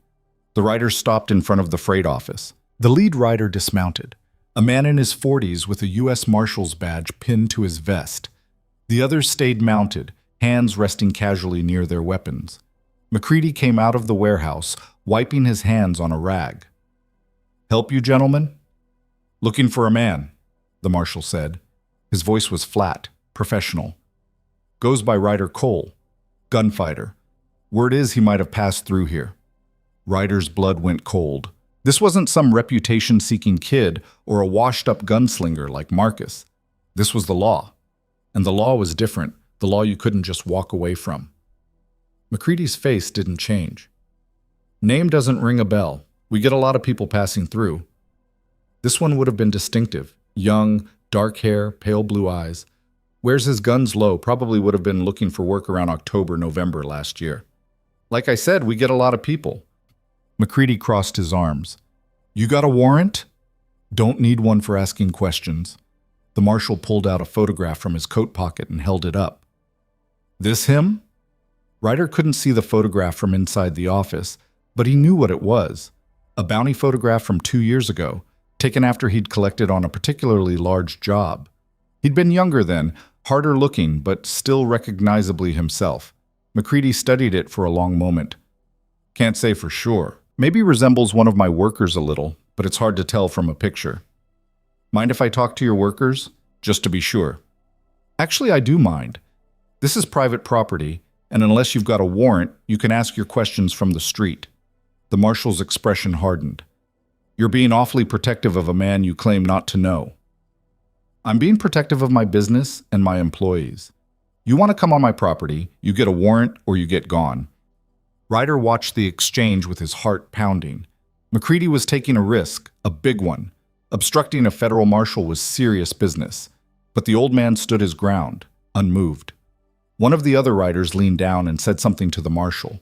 The marshal nodded, then looked back at McCready. "We'll be staying in town for a few days, asking around. If you happen to remember anything about Ryder Cole, you let me know." He pulled out a folded paper from his pocket. "And just so you know, this isn't about reputation or glory. Cole's wanted for questioning in connection with the murder of Jacob Creed." The name hit Ryder like a bullet. Jacob Creed, Silas's father, the man Silas had almost killed, had drawn on but couldn't shoot. But Ryder had never met Jacob Creed, had never even heard the name until Silas told him the story in Redemption Flats. The marshal continued, "Jacob Creed was found dead in his home outside Redemption Flats 3 months ago. Shot once in the chest. Witnesses reported seeing a young gunfighter matching Cole's description in the area around that time." McCready's face showed nothing. "That's terrible. But like I said, I can't help you." The marshal mounted his horse. "We'll see about that." They rode off toward the center of town. Ryder sat frozen at the desk, his mind racing. Jacob Creed was dead, murdered, and they thought Ryder had done it. The timing was wrong. Ryder had been in Bitter Springs for months, had witnesses who could account for his whereabouts. But the law didn't always care about alibis, and the description fit too well to be coincidence. Someone had killed Jacob Creed and made it look like Ryder Cole's work. The office door opened and McCready stepped inside, his face grim. "You want to tell me what that's about?" "I didn't kill him." Ryder's voice was steady despite the panic rising in his chest. "I've never even met Jacob Creed. The only reason I know the name is because his son told me about him." "His son?" "Silas Creed, the old man in Redemption Flats. The one who—" Ryder stopped. "The one who changed everything." McCready sat down heavily. "You need to tell me the whole story, right now. No details left out." So Ryder told him. About the saloon, about Silas, about the gun pointed at an old man's head and the conversation that followed, about Silas's confession of almost killing his own father decades ago, about walking away and choosing something different. When he finished, McCready was quiet for a long time. "So, someone killed this Jacob Creed and framed you for it," the old man said finally. "Looks that way. Question is who and why. I can think of a few people who'd want me hanged. Marcus Trent for one. Any number of men I beat to draws or humiliated." Ryder ran his hand through his hair. "But framing me for murder? That's elaborate. Most of those idiots would just shoot me in the back. Unless it wasn't about you at all." McCready leaned forward. "What if someone wanted Jacob Creed dead and just used your reputation as cover? Made it look like your work so the law would chase you instead of looking for the real killer?" Ryder hadn't thought of that. Then why Redemption Flats? Why Jacob Creed specifically? Because you were there. Because you're connected to Silas Creed. Because someone knew your story and used it. A cold realization settled over Ryder. "I need to go back. Need to talk to Silas. Find out what happened." "You go back. You're walking into a trap. That marshal will be watching for you to run." "I can't just sit here and wait to be arrested for something I didn't do." "No, but you can be smart about it." McCready stood and walked to the window. "That marshal said they're staying a few days. That means they're not sure. They're fishing, hoping someone will confirm you're here. But if nobody talks, they'll get a warrant eventually. Search the place. Find me. Maybe. Or maybe they'll move on when they don't find anything. Maybe the real killer will make a mistake and they'll figure it out. That's a lot of maybes. Better than the certainty of a noose." McCready turned back to face him. "You've built something here, Ryder. Don't throw it away running toward danger when staying put might be smarter." A knock on the door made them both tense. Sarah stepped in, her face pale. "There's a marshal asking questions at the general store," she said, showing people a photograph. "Mrs. Henderson said she thought maybe she'd seen someone who looked like that, but she wasn't sure." "Sarah," Ryder started. "Don't." Her voice was sharp. "Don't you dare try to protect me by lying. I know what's happening. I heard everything through the window." She looked between them. "Did you do it? Did you kill this Jacob Creed?" "No." "Then we prove it. We find out who did, and we clear your name." "We?" McCready said. "Sarah, this isn't... He's part of this family now, and we protect our own." She crossed her arms, stubborn. "Besides, you think I'm going to stand by while the law hangs an innocent man? Not likely." Ryder felt something in his chest tighten. Family. She'd called him family. "I need to think," he said. "Need to figure out who'd want Jacob Creed dead badly enough to frame me for it." They spent the afternoon going through everything Ryder could remember about Redemption Flats. The people he'd seen, the conversations he'd had, anyone who might have followed him or known his connection to Silas. It was a short list. By evening, they had nothing useful, just speculation and guesses. The marshal came to the freight office himself just before sunset. McCready met him at the door. "Got a warrant?" the old man asked. "Not yet, but I will by tomorrow." The marshal's eyes swept the yard, taking in everything. "You know what I think? I think you're hiding him. I think Ryder Cole is somewhere on this property, and you're protecting a murderer. Think what you want. Come back with paper or don't come back at all." The marshal's jaw tightened. "You're making a mistake, old man. Harboring a fugitive is a federal crime. So is harassing citizens without cause. Now get off my property before I file a complaint." They stared at each other for a long moment. Then the marshal turned and walked away, but Ryder could see it in his posture. The man wasn't giving up. He'd be back with a warrant, with more men, with whatever he needed to search the place top to bottom. Ryder had until tomorrow morning at most. That night, he sat in his room with the Colt in his lap, weighing options. He could run, saddle profit, and disappear into the desert before dawn. Could head to California like he'd originally planned, start over somewhere new. But running meant leaving Sarah, leaving McCready, leaving the first real home he'd had in years. And it meant living as a fugitive forever, always looking over his shoulder, never able to settle. Or he could stay and fight, could face the charges, prove his innocence through alibis and witnesses. But that meant trusting a system that had never trusted men like him. That meant putting his life in the hands of judges and juries who might not care about the truth. Or there was a third option, one that terrified him more than either of the others. He could go back to Redemption Flats, could find out who really killed Jacob Creed, could face his past head-on instead of running from it or hiding behind it. A knock on the door interrupted his thoughts. Sarah stepped in without waiting for an answer. "You're planning something stupid," she said. It wasn't a question. "How do you know?" "Because you've got that look, the same look you had when you faced down Marcus Trent." She sat on the edge of his bed. "You're going back, aren't you?" "I have to. It's the only way to clear this." "You don't know that. You could stay, fight it here, and drag your father down with me when they arrest him for harboring me?" "No." Ryder shook his head. "This is my mess. I need to clean it up." "Then I'm coming with you." "Absolutely not." It wasn't a question. Her eyes were fierce. "You think I'm going to let you ride into danger alone after everything?" "Sarah, this could get ugly. Whoever killed Jacob Creed and framed me isn't going to just confess because I show up asking questions." "Then it's good you'll have backup. I can't protect you and investigate at the same time." "I don't need you to protect me. I need you to be smart enough not to get yourself killed."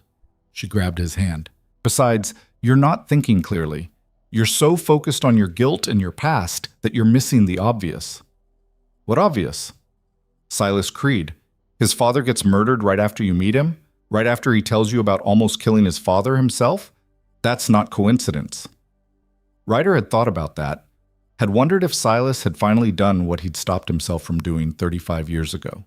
But it didn't fit. The man he'd met in that saloon had been at peace with his past, or as close to peace as someone like them could get. "You think Silas killed his own father and framed me?"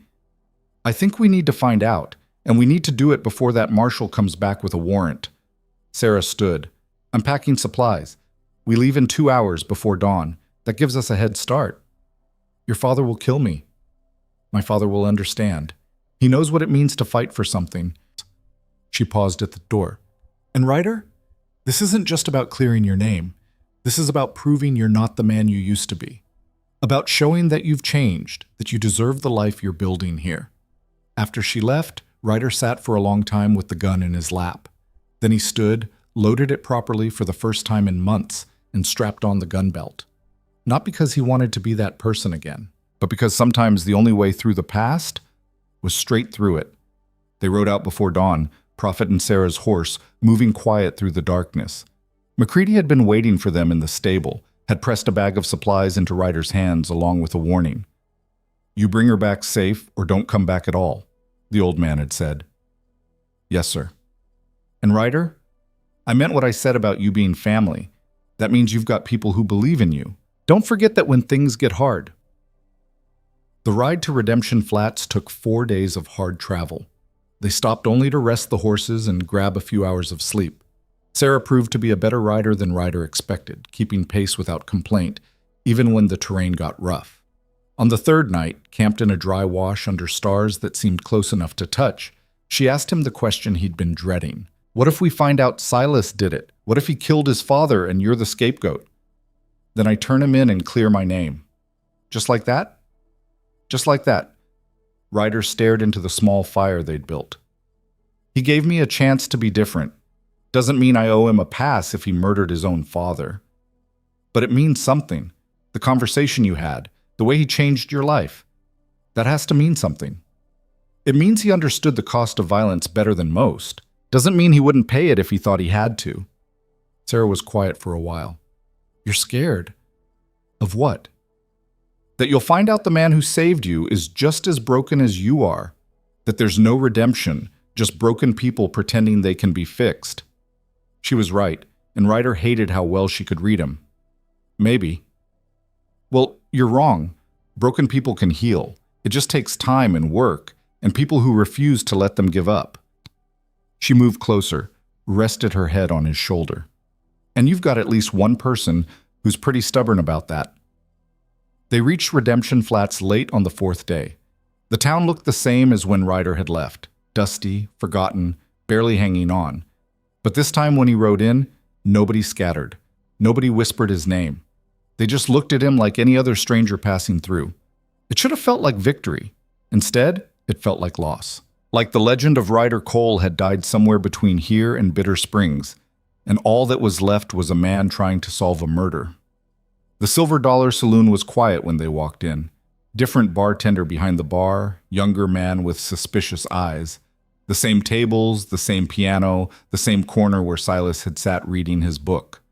That corner was empty now. "Help you?" the bartender asked. "Looking for Silas Creed. He's still around?" The bartender's expression shuddered. "Who's asking?" "Someone who needs to talk to him. He's not seeing visitors, especially not strangers who show up asking questions." Sarah stepped forward. "Please, it's important. It's about his father." Something flickered in the bartender's eyes. "You law?" "No, just people trying to help." She pulled out a coin and set it on the bar. 5 minutes. That's all we're asking."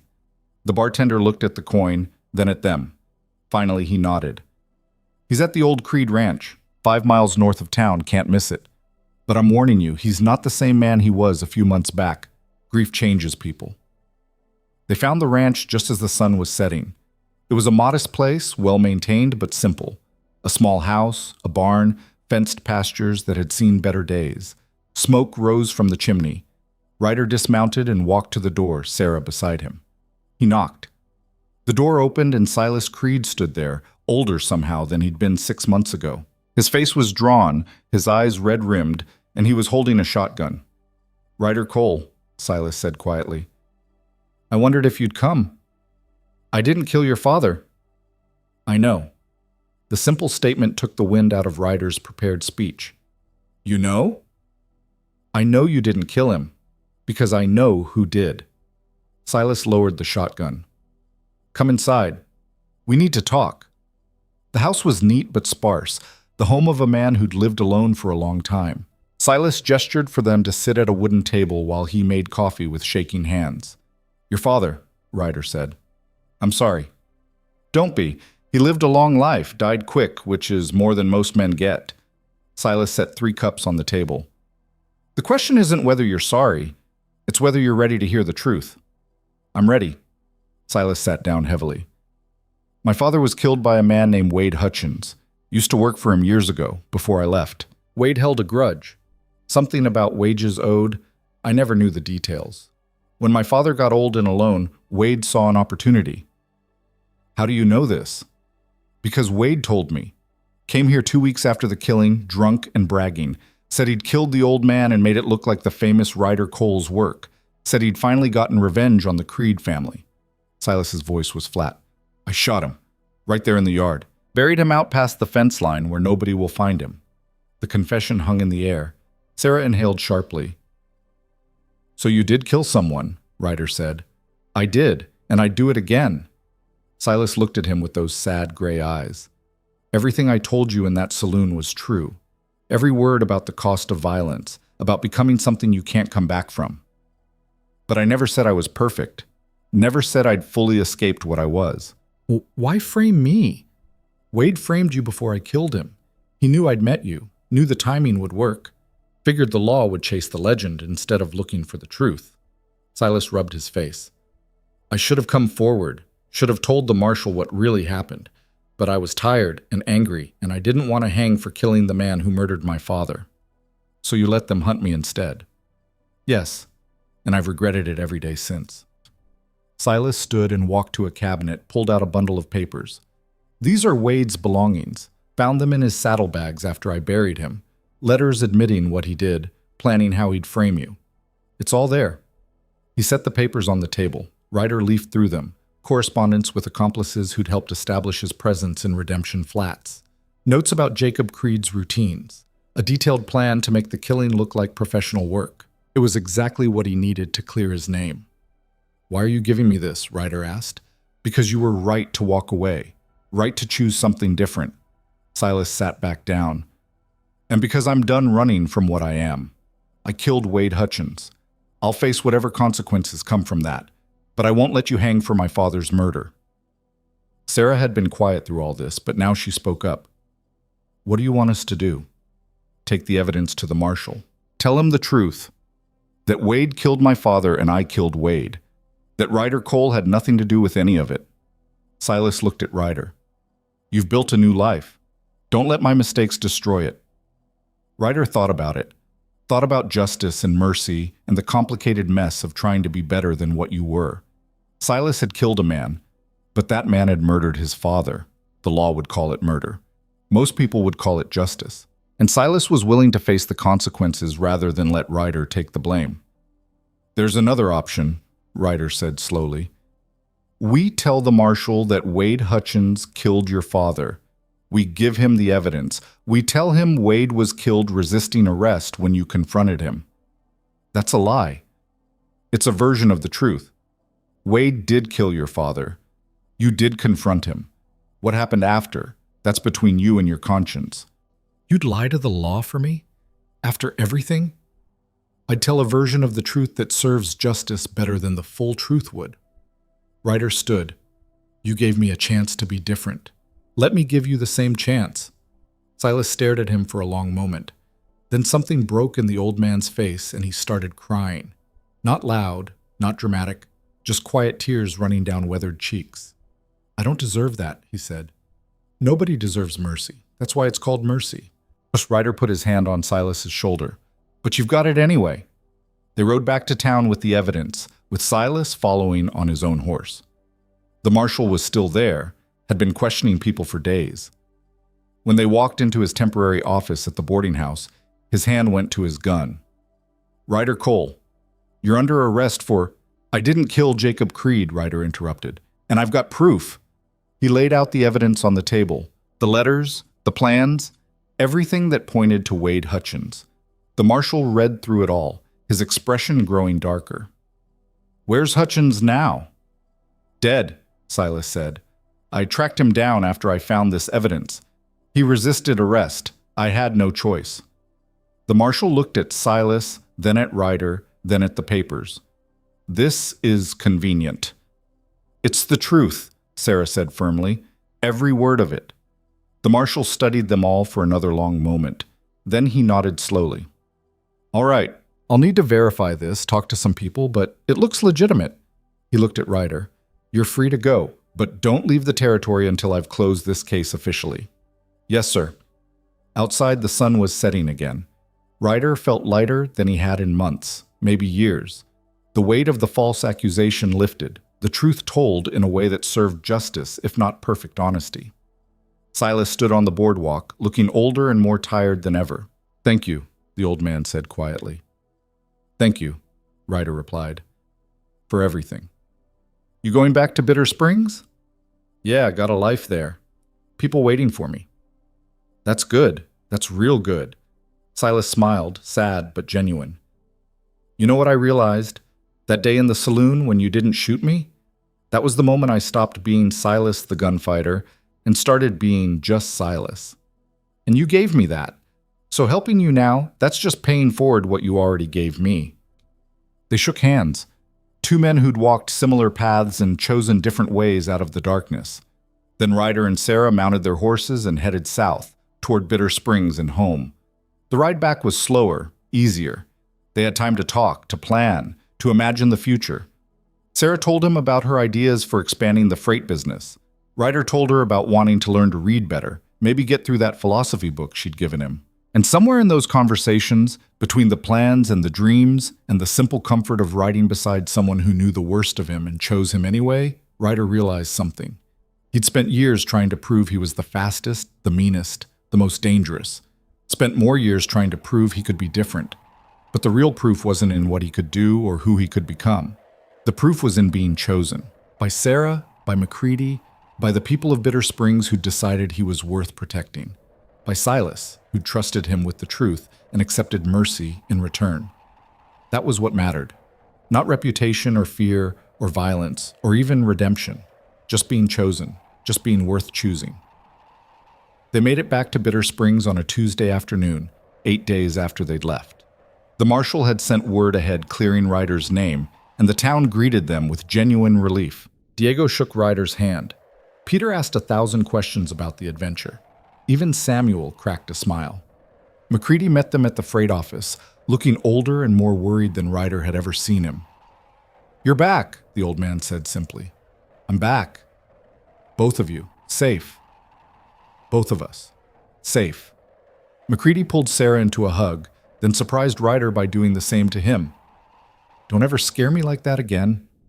"I'll do my best." Well, that night, They had dinner at the house.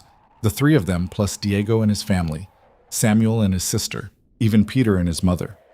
A celebration of survival, of truth, of coming home. And later, when everyone had left and the dishes were done, Ryder sat on the porch with Sarah and watched the stars.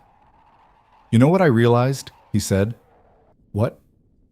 "That day in Redemption Flats when I drew on Silas, when he didn't flinch." Ryder took her hand. "I wasn't pointing the gun at him.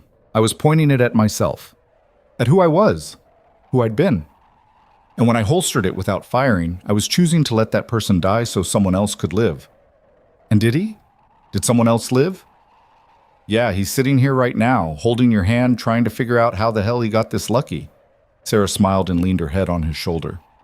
"You're not lucky. You're just stubborn enough to change and brave enough to accept help doing it. I had good teachers." "Yes, you did." They sat in comfortable silence, listening to the desert night sounds. Somewhere in the darkness, an owl called. A coyote answered. The eternal conversation of predators in the dark. But Ryder wasn't part of that conversation anymore. He'd walked away from the hunt, from the kill, from the endless need to prove himself through violence. He'd found something better. Not perfection. He still had nightmares sometimes. Still caught himself reaching for a gun that wasn't there. Still carried the weight of 18 deaths and all the small cruelties of his past. But he also had this. A porch. A woman who loved him despite everything. A job that mattered. A family that had chosen him. And sometimes, on the good days, he could look at himself in the mirror and see not Ryder Cole the killer, but just Ryder. A man who'd made terrible mistakes and was slowly, painfully learning to make better choices. A man who'd put a gun to an old man's head and chosen not to pull the trigger. A man who'd been given a second chance and was determined not to waste it. The next morning, Ryder woke early and walked out to the freight yard. The sun was just coming up, painting the desert in shades of gold and orange. He stood there for a moment, feeling the warmth on his face, and thought about all the sunrises he'd seen while running, while hiding, while being someone he hated. This sunrise was different. This sunrise, he was home. McCready found him there a few minutes later, 2 cups of coffee in hand. He passed one to Ryder without a word, and they stood together watching the day begin. "You planning on staying?" the old man asked finally. "If you'll have me." "Stupid question. Of course we'll have you." McCready sipped his coffee. "Sarah's been talking about making it official. The partnership, I mean. Equal shares, both our names on the business." "I don't have any money to invest." "You've got time and skill and loyalty. That's worth more than money." McCready glanced at him. "Besides, you're going to be family soon enough anyway. Might as well make it official in business too." Ryder felt his throat tighten. "She told you?" "Didn't have to. I've got eyes." The old man smiled, rare and genuine. "You're good for her. Good for this place. And whether you believe it or not, you're a good man, Ryder Cole. Or just Ryder, if you're finally ready to drop the Cole part. Just Ryder." He'd been running from that name for so long he'd forgotten it was an option. But McCready was right. Cole was the gunfighter's name, the killer's name. Maybe it was time to leave it behind with the rest of what he'd been. "Just Ryder sounds good," he said. They finished their coffee as the sun climbed higher and the town began to wake around them. Diego arrived with his lunch pail and a cheerful greeting. Sarah came out of the house with breakfast, teasing Peter about being late again. Samuel started loading a wagon with his usual quiet efficiency. Ordinary life. Simple life, the kind of life Ryder had never imagined he could have. And as he set down his empty coffee cup and got to work, he thought about Silas Creed one last time. About the old man sitting in that saloon with a gun pointed at his head, not flinching because he'd already made peace with whatever came next. Ryder understood now. Silas hadn't been unafraid of death. He'd been unafraid of who he was, had looked at all his mistakes and regrets and chosen to keep living anyway, to keep trying to be better even when better seemed impossible. That was the real courage, not the quick draw or the steady hand or the willingness to face danger. The real courage was facing yourself every morning and choosing to be someone worth being. Ryder had spent 6 months doing that. 6 months of small choices, small victories, small steps toward becoming someone different. And he'd keep doing it tomorrow, and the day after, and the day after that, for as long as it took, for the rest of his life. Because that's what you did when someone gave you a second chance. When an old man didn't flinch and showed you there was another way. When a woman loved you despite your past, and a town chose to protect you, and a job gave you purpose beyond violence. You honored it. You lived it. You became it. One day, one choice, one moment at a time. And maybe, if you were very lucky and very persistent, you woke up one morning and realized you'd become the person you were trying to be all along. The sun climbed higher over bitter springs. The freight wagons rolled out on schedule. Sarah smiled at him across the yard. McCready grumbled about paperwork, but did it anyway. And Ryder, just Ryder, not Cole, not the gunfighter, just a man working freight and building a life, got to work. The gun stayed in the drawer, and that was exactly where it belonged.